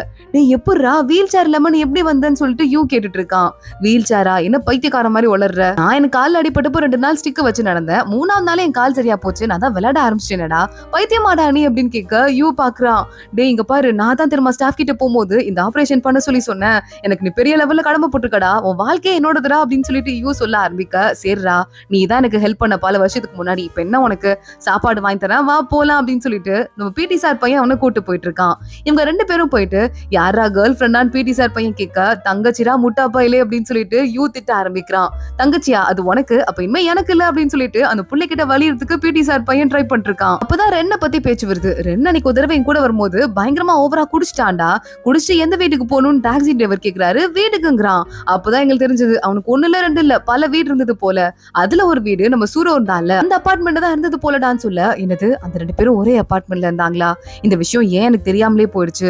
ஒருவேளை ரெண்டுக்கும் இந்த கொலைக்கும் ஏதாவது சம்பந்தம் இருக்குமோ அப்படின்னு சொல்லிட்டு யோசிக்க ஆரம்பிக்கிறான். இதை விடக்கூடாது, இப்பவே அவங்க கிட்ட போய் பேசிடணும் அப்படின்னு சொல்லிட்டு அங்க இருந்து வேகமா நம்ம யூ கிளம்பி வந்துட்டு இருக்கான். இத்தனை நாள் அந்த ரெண்டு இருக்கான்ல பெரிய பணக்காரன் தான். ஆனா ஒரு தடவை கூட அவ இறந்து போனதுக்கு அப்புறமா வந்து எட்டி கூட பாக்கல. என்ன ஆச்சுன்னு ஒரு வார்த்தை கேட்க கூட இல்ல. ஒரு வேளை அவனுக்கு ஏதாவது சம்பந்தம் இருக்குமோ? இந்த அளவுக்கு பைத்தியக்கார காதலனா இருந்திருக்கான். என்ன கூட அத்தனை தடவை திட்டிருக்கான். இதை விடக்கூடாதுன்னு சொல்லிட்டு யூ கிளம்பி வந்துடுறான். தங்கச்சி வீட்டுக்கு வந்துடுறா. நீ ரொம்ப வருத்தப்படுறன்னு தெரியுது. அப்பதான் அந்த பையன் சொல்லிட்டு இருந்தான், பிடி பையன், அந்த பொண்ணையே நீ கல்யாணம் பண்ணி இருக்க வேண்டியதான், எனக்கு அண்ணியா இருக்க வேண்டியதான் அவங்க. ஆனா அவங்க இறந்து போயிட்டாங்களேன்னு ரொம்ப வருத்தத்துல இருக்கியா அப்படி சொல்லிட்டு, அவங்க இறந்து போயிருக்க கூடாதுன்னு நினைக்கிறியா, இல்ல அவங்க இறந்து போனதுல என்ன ஆச்சுன்னு கண்டுபிடிக்கணும்னு நினைக்கிறியா, உனக்கு என்ன வேணும் அப்படின்னு சொல்லிட்டு கேக்குறா. எனக்கே தெரியல, என்னால என்ன தாங்கிக்கவே முடியல, நான் தப்பு பண்ணிட்டேன்னு சொல்லிட்டு யூ அவ முன்னாடியே அழ ஆரம்பிக்கிறான். அதை பார்த்துட்டு ரொம்ப கஷ்டமாயிருது. தங்கச்சியும் கூட சேர்ந்து அழுதுட்டு இருக்கா. நான் ப்ளீஸ் ஃபீல் பண்ணாத ப்ளீஸ், எனக்கு என்ன பண்றதுனே தெரியல அப்படின்னு. யூ அடுத்த நாள் காலையிலேயே ரென்னோட கம்பெனிக்கு போயிடுறான். எங்க சார் இல்ல, அப்பாயின்மெண்ட் இருந்தா தான் பார்க்க முடியும்னு ரிசப்ஷன்ல சொல்றாங்க. யூ என்ன பண்றதுன்னு தெரியாம அங்க இருந்து போக ஆரம்பிக்க, ஏதோ ஒரு பெரிய பணக்கார வீட்டு பையன் கோட்லாம் போட்டு, எங்க அவன் ரென் எங்க, அவனை இப்பயே பார்த்தாகணும். சரி பார்க்க முடியாதுன்னா ஒன்னும் பிரச்சனை கிடையாது, நான் என்ன பண்றேன்னு பாரு. நாங்க வந்து கோவத்தோட கிளம்பி போறான். நம்ம யூ கார் பார்க்கிங்ல வெயிட் பண்ணும்போது தான் அந்த ஆள் வந்துட்டு ரென்ன பாத்துட்டு இருக்கான். நான் சும்மா விட மாட்டேன். ஏதோ ஸ்கூல் படிக்கும் போது அவனுக்கு ஒரு லவ் இருந்துதான், அந்த லவ் புதுசா அவனுக்கு மறுபடியும் ஆரம்பிச்சிருச்சுன்னா அவன் வந்து என் தங்கச்சியவே ஹர்ட் பண்ணுவானா? அந்த ரெண்டு என் தங்கச்சியை கழட்டிக்கிட்டு தான் ஆகணும், என் தங்கச்சியை அவன் சந்தோஷமா வச்சிருந்துதான் ஆகணும். நான் என்ன பண்றேன் பாருன்னு கார்ல கிளம்புறான். யூ போய் அந்த கார்ல முன்னாடியே முட்டுறான். இங்க பாருங்க அந்த பொண்ணு இருக்கால, நீங்க தான் அந்த லவ் பண்ணான்னு சொன்னீங்கல்ல சூரோ, அந்த பொண்ணு தானா அப்படின்னு கேட்க, ஓ சூரோக்கு ரெண்டு மட்டும் ஒரு ஆள் கிடையாது போல, சூரோ பல பேரை கைக்குள்ள போட்டிருப்பா போல, நீ ஒருத்தன் வந்திருக்க, இங்க இருந்து கிளம்பி போயிரு அப்படின்னு சொல்லிட்டு அவனும் அங்க இருந்து கிளம்பி போயிடுறான். யூக்கு இப்ப என்ன பண்றதுன்னு தெரியல. போலீஸ்ட வந்துடுறான். டே எனக்கு என்ன பண்றதுன்னு தெரியலடா, இந்த ரெண்டு நம்ம எப்படிடா மீட் பண்றது அப்படின்னு சொல்ல, நீ சும்மாவே இருக்க மாட்டியாடா அப்படின்னு போலீஸ் கேட்டுட்டு இருக்கான். அப்போ ஸ்கூல் ஸ்டாஃப் யாருக்கும் ரொம்ப உடம்பு முடியாம இருக்காரு போல, கிளாஸ் பசங்க எல்லாம் பாக்கிறதுக்கு போலான்னு கூப்பிடுறாங்க. யூவும் கிளம்பி போயிடுறான். பாருண்டா ரென்னோட கார் இது நிக்குது, ஆனா அவன் எங்க போனான்னு தெரியலன்னு பேசிட்டு எல்லாருமே ஸ்டாஃப பாக்கிறதுக்கு போயிடுறாங்க. அவர் எல்லார்கிட்டயும் நல்லா பேசிட்டு இருக்காரு. யூ வெளியே வரான். ஜென்னு கூட வந்திருக்கான். இங்க பாருடா, நீ ரெண்டு மேல சந்தேகப்படுற, இத்தனை நாள் நீ சொன்னதெல்லாம் உன் கதை கிடையாது. சூரோவோட உண்மையை பத்தி நீ சொல்லன்னு எனக்கு லேசா புரியுது, ஆனா ஒரு சில விஷயங்களை பத்தி நல்லா புரிஞ்சுக்கோ. ரென்னுக்கு எல்லா விஷயமும் தெரிஞ்சிருக்கு போல, அவன் உன்னை பாக்குறத அவாய்ட் பண்றானா, இதுல ஏதோ சம்மந்தம் இருக்குன்னு தான் அர்த்தம். நீ அதை பத்தி யோசிச்சு பாத்தியா? எதுக்காக இங்க வந்து கூட காரை பார்த்து கூட உன்னை பார்க்காம இருக்கணும்? ஏதோ ஒரு சந்தேகம் இருக்குடா எனக்கு அப்படின்னு சொல்லிட்டு இருக்கான். யூக்கு இன்னும் குழப்பம் அதிகமாயிட்டு இருக்கு. அதோடதான் இந்த எபிசோட் முடியுது. உடம்பு சரியில்லாத டீச்சரை பாக்குறதுக்காக ஸ்டூடெண்ட்ஸ் எல்லாரும் ஒரு கூட்டமா வந்திருந்தாங்க. லாஸ்ட் எபிசோட் அதுலதான் முடிஞ்சது. இந்த எபிசோட்ல யூ பாத்துட்டு இருக்கான் ஹீரோ, எதனால இந்த ரெண்டு மட்டும் வரவே இல்ல, ரென்னுக்கு என்னாச்சு, ஒருவேளை அவனுக்கும் இதுக்கும் ஏதாவது சம்பந்தம் இருக்குமா அப்படின்னு யோசிச்சுட்டு இருக்கும் போது ரென்னு பின்னாடி வரான். ஹாய்டா யூ, நல்லா இருக்கியா அப்படின்னு. யூ பயங்கரமா ஷாக் ஆயிடுறான். ரென், நீ உனக்கும் சூரோக்கும் ஏதோ நடுவுல இருந்திருக்கு தானே, இத்தனை நாளா நீ ஏன் வரவே இல்ல, உண்மையை சொல்லு அப்படின்னு இவன் மிரட்டி கேட்க அந்த இடத்துக்கு ஜென்னும் வந்துடுறான். சூரோ இறந்து போகும்போது அவ இறந்து போன இடத்துல இருந்து ஒரு லெட்டர் ஒண்ணு எடுத்தாங்க. அதுல ஹேண்ட் ரைட்டிங் எதுவுமே இல்ல. நீ தானே அந்த லெட்டரை அனுப்புனது அப்படின்னு கேட்க, இப்போ வீட்டுக்கு வராத, கொஞ்சம் லேட்டா வீட்டுக்கு வா அப்படின்னு அந்த லெட்டர்ல எழுதி இருந்தது. அது எப்படி எனக்கு தெரியும், நான் எதுக்காக அப்படி ஒரு லெட்டரை எழுத போறேன் அப்படின்னு ரெண்டு திட்ட ஆரம்பிக்கிறான். யூ பாக்குறான், இப்போ வீட்டுக்கு வராதன்னு சொல்லியிருந்ததை மட்டும்தான் போலீஸ் பிரஸுக்கு ரிலீஸ் பண்ணியிருந்தாங்க. வேற எந்த விஷயமும் யாருக்கும் தெரியாது. இது மீதி இருக்கிற விஷயம்லாம் உனக்கு எப்படி தெரிஞ்சது அப்படின்னு கேட்க ரென்னு ஷாக் ஆயிடுறான். நம்மளே வாயை விட்டு மாட்டிக்கிட்டோமா அப்படின்னு. யூ நேரா இந்த ரென்னை கூட்டு போயிட்டு போலீஸ் ஃப்ரெண்ட் இருக்கான்ல, அவன் இருக்கிற கார்ல உட்கார வச்சிடுறான். இவங்க விசாரிக்க ஆரம்பிக்கிறாங்க. அப்போ உடனே ரென்னு சொல்லிட்டு இருக்கான், நான் பிசினஸ்ல பெரிய ஆளானதுக்கு அப்புறமும் எங்க அப்பா என் கைய விடவே இல்ல. எனக்கு பிடிச்ச ஒரு பொண்ணை கல்யாணம் பண்ணி வைக்க முடியாது அப்படின்னு சொல்லிட்டு நான் பாக்குற பொண்ணு தான் கல்யாணம் பண்ணணும்னு லைலான்னு ஒரு பொண்ணை எனக்கு என்கேஜ் பண்ணிட்டாரு. ஆனா எனக்கு அவ்வளவு பிடிக்கவே இல்ல, எனக்கு வேற வழியும் தெரியல. அப்பதான் ரொம்ப வருஷத்துக்கு அப்புறமா சூரோவை மறுபடியும் பார்த்தேன். சூரோ கிட்ட நான் நல்லா பேச ஆரம்பிச்சேன். அவளும் ரொம்ப கஷ்டத்துல இருந்தா. நான் அவளுக்கு ஹெல்ப் பண்ண ஆரம்பிச்சதை பார்த்துட்டு என் ஃப்ரெண்டு மறுபடியும் ஹெல்ப் பண்றானேன்னு சொல்லிட்டு சந்தோஷமா இருந்தா. இன்னொரு பக்கம் அந்த லைலா கூட எனக்கு இருந்த என்கேஜ்மெண்ட்டை டிலே பண்ணிட்டு சூரோ கூட சுத்திட்டு இருந்தேன். திடீர்னு ஒரு கட்டத்துல அந்த லைலாக்கு சூரோவோட விஷயம் தெரிஞ்சு போச்சு. சூரோ என்னை பார்த்து ஏற்கனவே உனக்கு கல்யாணம் நிச்சயம் ஆயிடுச்சான்னு கேட்டுட்டு என்கிட்ட பேசாம அன்னைக்கு கோச்சிட்டு போயிட்டா. என்னால எனக்கு பிடிச்ச வேலையும் செலக்ட் பண்ண முடியல. இப்ப பாரு, எனக்கு பிடிச்ச பொண்ணு கூட என்னால செலக்ட் பண்ண முடியல. சூரோக்கு இப்படி ஆயிடுச்சுன்னு சொல்லிட்டு ஆள ஆரம்பிக்கிறான். யூ பாக்குறான், ஒரே நேரத்துல ரெண்டு பொண்ணுங்களோட விளையாடி இப்போ ஒரு பொண்ணு வாழ்க்கையவே இழந்துட்டு இருக்கா, இப்ப கூட உன்னை பத்தி யோசிக்கிறியா அப்படின்னு ரொம்ப கடுப்பாயிடுறான். ஜென்னு கூட யூ தனியா பேச ஆரம்பிக்கிறான். இப்போ என்னடா பண்றது அப்படின்னு கேட்க, எனக்கு தெரிஞ்சு சூரோ இறந்து போனதுக்கு ஒரு காரணம், ஒரு சான்ஸ் தாண்டா இருக்கு. அது என்ன அப்படின்னா, அந்த லைலாவோட குடும்பத்துக்கு தெரிஞ்சு போயிருக்கு. அதனால அவங்க சூரோவை மிரட்டுறதுக்கு ஆரம்பிச்சிருக்காங்க. அப்போ வேணும்னே இந்த பையன் ரென் என்ன பண்ணி இருந்திருக்கான்னா, அந்த லெட்டர் ஒண்ணு எழுதி சூரோக்கு அமைச்சிருக்கான். சூரோ அதை பார்த்துட்டு பயந்து போயிருக்கணும். அதனால நேரா கீழே போலான்னு ட்ரை பண்ணிருக்கும் போது தான் அவங்களோட பழைய அங்கிள் தான் இப்போ செக்யூரிட்டியா இருக்காருங்கிறத கண்டுபிடிச்சிருக்கணும். சூரோ மறுபடியும் பயந்துட்டு நேரா ரூம்கே போறேன் அப்படிங்கிற சாக்குல மொட்டை மாடியிலயாவது ஒளிஞ்சுக்கலான்னு திரும்பி போயிருந்திருக்கணும். எங்கேயாவது எகிரி குதிச்சு போலான்னு அவ பாத்துட்டு இருந்த நேரமா பார்த்து அந்த காம்பவுண்ட் ஒளிஞ்சு விழுந்து அவ இறந்து போயிருக்கணும்னு நினைக்கிறேன் அப்படின்னு இவன் கதைய சொல்ல யூ பாக்குறான். அது ஒண்ணுதான் ஆப்ஷனா இருக்கும்னு எனக்கும் தோணுது. எப்படியாவது சூரோவை காப்பாத்தணுமே அப்படின்னு யோசிக்கிறான். அன்னைக்கு நைட்டு மறுபடியும் எந்த இடத்துல அந்த டைம் டிராவல் லூப் வருமோ அங்க கிளம்பி போயிடுறான். சூரோ உன்னை இந்த தடவை நான் எப்படியாவது காப்பாத்திடுவேன் அப்படின்னு பழைய காலத்துக்கு வந்துடுறான். சூரோ கிளாஸ்ல உட்காந்துட்டு இருக்கா. யூ தான் அங்கிருந்து கிளம்பி போயிட்டானா பழைய யூ சரியா பேச மாட்டான்ல சூரோட்ட. அதனால சூரோ அவனே சைடு கண்ணுல குறு குறுன்னு பாத்துட்டு இருக்கா. சூரோ இப்ப புது பையன் உள்ள போயிட்டு இருக்கான். அது கூட அவனுக்கு சொல்லத்துக்கு தெரியல. பாவம், நம்ம சூரோவை ஒவ்வொரு தடவையும் எவ்வளவு காயப்படுத்திருப்போம் சரியா பேசாம அப்படின்னு யோசிச்சுட்டே நிக்கிறான். அன்னைக்கு சூரோவை யூ பின்னாடியே போறான். சூரோ, சாரி நான் வரத்துக்கு லேட் ஆயிடுச்சா அப்படின்னு கேக்குறான். யூ, நீ மறுபடியும் திரும்ப வந்துட்டியா? நீ வந்ததே எனக்கு ரொம்ப சந்தோஷம். உனக்கு ஒன்னும் மனசுல குழப்பம்லாம் இல்ல, மூளையில உனக்கு அந்த பிரச்சனை பெருசாயிடுச்சு போல அப்படின்னு சொல்லும் போதே யாரோ யூ தலையில படாருன்னு அடிக்கிறாங்க. பார்த்தா அந்த பக்கமா நம்ம பிடி பையன் இருக்கான்ல, அவன் தான் வந்திருக்கான். டேய், இன்னும் கொஞ்ச நாள் தான்டா, எனக்கு இந்த ஸ்டிக் எல்லாம் தூக்கி போட சொல்லிருவாங்க, தெரியும்ல, நீ என்ன வீக் பாய் மாதிரி இங்க நின்னுட்டு இருக்க, போய் படி அப்படின்னு சொல்லிட்டு கிண்டல் பண்ணிட்டு அங்க இருந்து கிளம்பி போயிட்டு இருக்கான். யூ கிளாஸ்ல போய் உட்காந்துட்டு இருக்கான். அந்த இடத்துல ரென்னு வரான். ரென்ன பார்த்துட்டு இந்த பையன் சின்ன வயசுல ரொம்ப நல்ல பையனா இருந்திருக்கான், இவனா அப்படி ஒரு கெட்ட பையனா மாறினது அப்படின்னு யூக்கு ரொம்ப டவுட்டா இருந்துட்டு இருக்கு. யூ ரென்ன கூட்டு தனியா போய் உட்காந்துட்டு, இங்க பாரு ரென், பிசினஸ் எல்லாம் பண்ணணும்னு அவசியமே கிடையாது. உனக்கு மியூசிக்ல தானே பேஷன் இருக்குன்னு சொல்லிருப்ப. அதெல்லாம் வருங்காலத்துல சூப்பரா மியூசிக் இண்டஸ்ட்ரி டெவலப் ஆக போதுரா. நம்ம மியூசிக்க எல்லாரும் கேட்க போறாங்க. அதனால நீ என்ன பண்ற, மியூசிக்ல கான்சென்ட்ரேட் பண்ணுன்னு சொல்ல. அப்படியா சொல்ற, இங்க வா அப்படின்னு கூட்டு போயிட்டு ரென்னு ட்ரம்ஸ் எல்லாம் வாசிச்சு காட்டிட்டு இருக்கான். அப்ப ரென்னோட அப்பா பக்கத்துல வராரு. நம்ம யூவும் ரென்னும் பேசிக்கிறத ஓட்டி கேட்டுட்டு இருக்காரு. பாவம், பையனுக்கு மியூசிக்ல தான் ரொம்ப இன்ட்ரெஸ்ட் இருக்கு போல. அதுல இல்லாம இந்த புது பையன் ஒருத்தர் இருக்கானே, அவன் டெவலப்மெண்ட் எப்படி இருக்க போகுது ஃபியூச்சர்லன்னு சொல்றான். இல்ல நம்புற மாதிரி தான் இருக்கு. அதனால எதுக்கு நம்ம பையனை ஃபோர்ஸ் பண்ணிட்டு, சோ அவன் என்ன வேணாலும் பண்ணிட்டு போட்டோம் அப்படின்னு சொல்லிடுறாரு. அடுத்த நாள் கிளாஸ்க்கு நம்ம ரென்னு வரான். டேய், நீ என்ன பேசினியோ தெரியல, எங்க அப்பா ஓகே சொல்லிட்டாரு. எங்க அப்பா கண்டிப்பா நீ உனக்கு மியூசிக் பிடிச்சா அதுலயே போப்பான்னு சொல்லிட்டாரு. எனக்கு ரொம்ப சந்தோஷமா இருக்கு, ரொம்ப ரொம்ப தேங்க்ஸ்டா அப்படின்னு சொல்லிட்டு அங்க இருந்து கிளம்பிட்டு இருக்கான். யூ பாக்குறான், இவன் எதுக்கு எனக்கு தேவையில்லாம ஃப்ரெண்ட் ஆயிட்டு இருக்கணும், நானே சூரோவை காப்பாத்துறதுக்காக தான் ஏதோ சித்து திருட்டு வேலை எல்லாம் பண்றேன். இதுல இந்த பொறுக்கி பையனை வேற ஃப்ரெண்டு புடிச்சு வச்சிட்டு இருக்கணுமா அப்படின்னு கேட்டுட்டு சிரிச்சுட்டே அங்க இருந்து போயிட்டு இருக்கான். அடுத்த நாள் பார்த்தா யூ கிளாஸ்ல போயிட்டு யோசிச்சுட்டு இருக்கான். இதுக்கு மேல எந்த கவலையும் கிடையாது, ரெண்டுமே பிசினஸா பார்க்க மாட்டான். சோ அந்த பொண்ணு அவனுக்கு கல்யாணம் பண்ணி வைக்க சொல்லி ஃபோர்ஸ் பண்ண மாட்டாங்க. அப்படி இருக்கும்போது நம்ம சூரோவை அவன் ஏமாத்த மாட்டான்ல அப்படின்னு சொல்லிட்டு யோசிச்சுட்டு இருக்கான். எல்லாருக்கும் அந்த ஸ்கோர் கார்டு வருது, யூவோட ஸ்கோர் கார்டும் வருது. எல்லாரும் வந்து பாத்துட்டு யூ நீ 100க்கு 100 வாங்கியிருக்கேன்னு கேள்விப்பட்ட உண்மையாடான்னு கேட்க பக்கத்துல இருக்க ரெப்பு சொல்றா 100 வாங்கியிருக்காங்கிறது உண்மைதான், ஆனா 100க்கு இல்ல 500க்கு, ஒட்டுமொத்த டோட்டலே இவனுக்கு 100 தாண்டா வந்திருக்குன்னு சொல்ல யூ பாத்துட்டு இருக்கான். இப்படி இருக்கிற இந்த நிலைமையில இருக்க நான் எக்ஸாம் எழுதுனேன்னா ஏன் எதிர்காலம் பாலாயிரும் போலயே, எப்படியாவது ஏதாவது பண்ணணும், அதுக்குள்ள நம்ம திரும்பி போறதுக்கு ஏதாவது ஐடியா பண்ணணும்னு சொல்லிட்டு அவன் பாட்டுக்கு வீட்டுக்கு போயிட்டு எக்ஸசைஸ் பண்ணிட்டு இருக்கான். அவங்க அம்மா அப்பாவும் தம்பி இப்பெல்லாம் பண்ணா உடம்பு வீணா போயிரும்பா, ஒரே நாளெல்லாம் ஒர்க் அவுட் பண்ணக்கூடாதுப்பா அப்படின்னு சொல்றாங்க. யூ ஒன்னே இல்ல எனக்கு மயக்கம் வரணும், எப்படியாவது மயக்கம் வந்து இங்கே நான் உழுந்துடணும், அப்பதான் நான் மறுபடியும் என்னோட இடத்துக்கு போக முடியும் அப்படின்னு சொல்லிட்டு இருக்கான். அவங்க அம்மா அப்பாவும் பையன் முழுசா படிச்சு படிச்சு கிறுக்காயிட்டான் போல அப்படின்னு பாத்துட்டு இருக்காங்க. யூ அடுத்த நாள் காலையில நேரா நம்ம ஜென்னி கிட்ட வந்துட்டு, ஜென் திடீர்னு நம்ம டைம் டிராவல் பண்ணோம்னா எப்படிரா பண்றது அப்படின்னு கேட்க, அது எனக்கு தெரியாது, இன்னும் நம்ம பரீட்சைக்கு கொஞ்ச நாள் தான் இருக்கு, அதான் எனக்கு தெரியும், நீ இப்ப இருக்க நிலைமையில பரீட்சை எழுதுனா காலேஜுக்கு போறது என்ன, ஸ்கூலையே பாஸ் பண்ண மாட்டடா அப்படின்னு சொல்ல யூக்கு இன்னும் பயமா இருது. ஆஹா நம்ம எதிர்காலம் எப்படி படுகுழியில இருக்கே அப்படின்னு சொல்லிட்டு யோசிச்சுட்டு இருக்கான். ஆனா இந்த தடவை திரும்பி போயிட்டா சூரோவை காப்பாத்திட்டோம், அதனால நம்ம திரும்ப வரமாட்டோம், யார்கிட்ட எல்லாம் நல்லா பேசணும்னு சொல்லிட்டு எல்லார்கிட்டயும் நல்லா பேச ஆரம்பிக்கிறான். அவங்க அம்மாவை மெடிக்கல் செக்அப் பண்ணுங்கன்னு ஃபோர்ஸ் பண்றான். அம்மாக்கும் அப்பாக்கும் மியூசிக்லாம் வாசிச்சு காட்டுறான், ஃபன் பண்ணிட்டு இருக்கான். அன்னைக்கு நைட்டு டீச்சர் கிளாஸ்க்கு வராரு. இன்னைக்கு உங்க எல்லாருக்கும் ஒரு சினிமா பார்க்க போறோம், நீங்க எல்லாம் படிச்சு படிச்சு கலைச்சு போயிட்டீங்க, ஒரு மோட்டிவேஷனுக்கு ஒரு மூவி சொல்லிட்டு ஒரு மூவி போட்டு விட அங்க இருக்க பசங்க எல்லாம் அந்த மோட்டிவேஷன் மூவி பார்த்துட்டு அழுதுட்டே படத்தை பார்த்துட்டு இருக்காங்க. கரெக்டா அப்பன்னு பார்த்து யூ கேக்குறான் சூரோவை பார்த்து, சூரோ நீ என்ன அங்க போற அப்படின்னு கேட்க சூரோ சொல்றா, உடனே அங்க இருக்கிற ஒவ்வொருத்தங்களையும் பார்த்து எனக்கு வந்து பெரிய ஆள் ஆகணும்னு ஆசையா இருக்கு அப்படின்னு சொல்லிட்டு, டீச்சரா இருந்தா எப்படி இருக்கும், நல்லா இருக்கும்ல அப்படின்னு சொல்றா. நல்லா இருக்கும், நீ டீச்சர் ஆயிடு, நல்லா படிக்கணும் புரியுதா அப்படின்னு யூ அவளுக்கு ஆறுதல் சொல்லிட்டு இருக்கான்.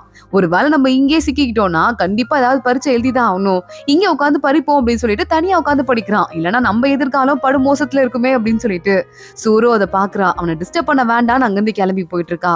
கூட ஒரு பையன் அவளை டிராப் பண்றதுக்கு வந்துட்டு இருக்கான். அப்பன்னு பார்த்து அந்த சூரோவோட அங்கிள் ஆப்போசிட்ல வந்துடுறாரு. யூ வேகமா படிச்சு முடிச்சுட்டு அங்கிருந்து கிளம்பி வரும்போது அந்த ஃப்ரெண்டு பையன் சூரோவோட அங்கிள் போலடா, இப்பதான் வந்து சூரோவை கூட்டு போனாங்க அப்படின்னு சொல்ல, சூரோவோட அங்கிளா, இன்னும் 15 வருஷத்துக்கு சூரோக்கு எதுவுமே ஆகாது அப்படின்னா கூட அந்த அங்கிள் எதுக்கு கூட்டு போகணும், சூரோக்கு ஏதாவது ஆயிர போகுது அப்படின்னு மின்னல் வேகத்துல பறந்துட்டு ஓடிட்டு இருக்கான். கொஞ்ச தூரம் போனதுக்கு அப்புறமா சூரோவை பாத்துடுறான். சூரோவும் இப்ப யூவை பாத்துடுறான். நம்மள தேடிதான் வந்திருக்கான்னு தெரியுது. ரெண்டு பேரும் ஓடி பக்கத்துல மீட் பண்ணிக்கிறாங்க. யூ அவளை பாத்துட்டு, நான் உன்ட்டு ஒரு முக்கியமான விஷயம் சொல்லணும், உனக்கு ஏதாவது ஆயிடுமோ நான் பயந்து போயிட்டேன்னு சொல்ல, சூரோ சொல்லிட்டு இருக்கா, நான் நல்லா படிப்பேன், நீ முடிஞ்சா நீ படிக்கிற காலேஜ்லயே சேர்ந்து படிப்பேன், நம்ம ரெண்டு பேரும் எப்பவுமே ஒன்னாவே இருக்கலாம் அப்படின்னு சொல்லிடுறா. சூரோ நான் கூட உன்ட்டு ஒரு விஷயம் சொல்லணும், எனக்கு உன்னை ரொம்ப பிடிச்சிருக்கு அப்படின்னு சொல்லிட்டு யூ சொல்லிடுறான். எனக்கும் தான் உன்னை ரொம்ப பிடிச்சிருக்கு அப்படின்னு சொல்லிட்டு யூவோட கையை பிடிக்கிறா சூரோ. ஆனா திடீர்னு நம்ம யூ இருக்கான்ல, உடனே டிராவல் ஆயிட்டு மறுபடியும் மாடர்ன் உலகத்துக்கு போயிடுறான். இப்ப பழைய யூ தான் நிக்கிறான். இவ கையை பிடிச்சிருக்கத பார்த்துட்டு ஏன் பிடிச்சிருக்கு அப்படின்னு கையை உதறிட்டு அங்கிருந்து போயிடுறான். இவன் மாடர்ன் உலகத்துக்கு போறான்ல, அங்க போய் நேரா சூரோவோட கல்லறைக்கு தான் போறான். அந்த கல்லறையும் இருக்கு, அதுல டேட்டு கூட மாறாம அதே மாதிரிதான் செத்து போயிருக்கா சூரோ.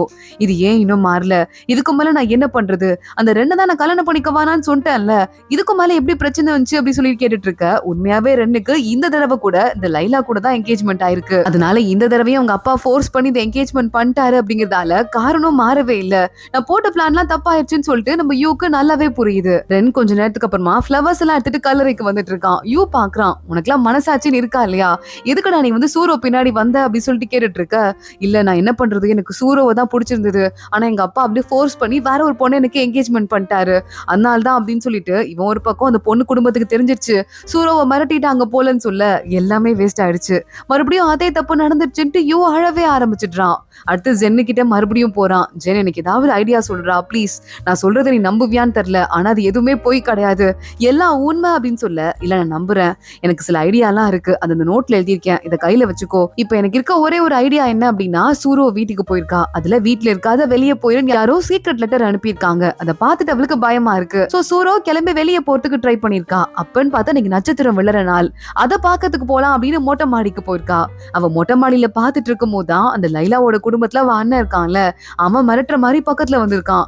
கரெக்டா அப்பதான் சூரோ உனக்கு வேற கால் பண்ணிட்டு இருந்திருக்கா. அந்த காலை நீ எடுக்கல, நீ நல்லா தூங்கி தூங்கி போயிருந்திருக்க. சூரோ பயந்து போயிட்டு அங்கிருந்து நேரா கிளம்பி கீழே வரும்போது அங்கிள பாத்திருக்கா. தன்னை அட்டாக் பண்ணதான் வந்திருக்காருன்னு நினைச்சிட்டு மொட்டை மாடியில போய் கதவை பூட்டி இருந்திருக்கா. ஒரு பக்கம் அங்கிள், இன்னொரு பக்கம் அந்த குடும்பம் இப்படின்னு 2 பேர்கிட்டையும் மாட்டிட்டு சூரோ மொட்டை மாடியில இருந்து தப்பிச்சு போறதுக்கு ட்ரை பண்றேன்னு கைப்பிடிய புடிச்சு இறங்கி இருக்கா. அப்போது பிரேக் ஆகி உடஞ்சு விழுந்திருக்கு. ஆல்ரெடி பழைய பில்டிங். அதுல தொங்கிக்கிட்டு இருக்கும் போது தான் மறுபடியும் உனக்கு கால் வந்திருக்கு. அதான் உனக்கு கடைசியா வந்த கால். அதை நீ எடுக்கலன்னு தெரிஞ்சுட்டு சூரோ என்னை காப்பாத்து யூன்னு கத்திட்டு அந்த இடத்துல விழுந்து இறந்து போயிருக்கா. இதாண்டா நடந்திருக்கு அப்படின்னு சொல்லிட்டு அந்த கதையில ஃபுல்லா எழுதி வச்சிருக்கான் அஞ்சன்னு. அதை படிச்சுட்டு யூக்கு இன்னும் மயக்கமே வந்துருது. என்னை காப்பாத்துன்னு அவன் கூப்பிட்டுருக்கா. ஆனா என்னால காப்பாத்த முடியல அப்படின்னு சொல்லிட்டு ஃபீல் பண்ணிட்டு அந்த ஸ்கூல் வாசல்ல போய் நின்னுட்டு இருக்கான் இந்த பிரசன்ட் உலகத்திலேயே. ஜென்னங்க வந்துடுறான். நாவல்னு சொல்லிட்டு என்கிட்ட போய் சொல்லுன்னு எனக்கு தெரியும். நீ உண்மையாவே டைம் டிராவல் பண்ணிருக்கலாம் அப்படிங்கறத ஒரு சயின்டிஸ்டா நான் நிஜமாவே நம்புறேன். இன்னும் சில விஷயங்கள்லாம் அதுல நான் பண்ணி வச்சிருக்கேன். ஆனா ஒண்ணு, இந்த தடவை நீ மறுபடியும் போன அப்படின்னா உன்னால திரும்ப வர முடியுமான்னு எனக்கு தெரியலடா. அதனால நீ ஏதாதையும் பாத்துக்கோ அப்படின்னு சொல்லிட்டு அங்க ஜென்னு சொல்லிட்டு இருக்கான். யூ வரான். அவங்க அம்மாவையும் அப்பாவையும் புது அம்மா இருக்காங்கல்ல அவங்கள பாக்குறதுக்கு வீட்டுக்கு வந்திருக்கான். அந்த தங்கச்சி பாக்குறா.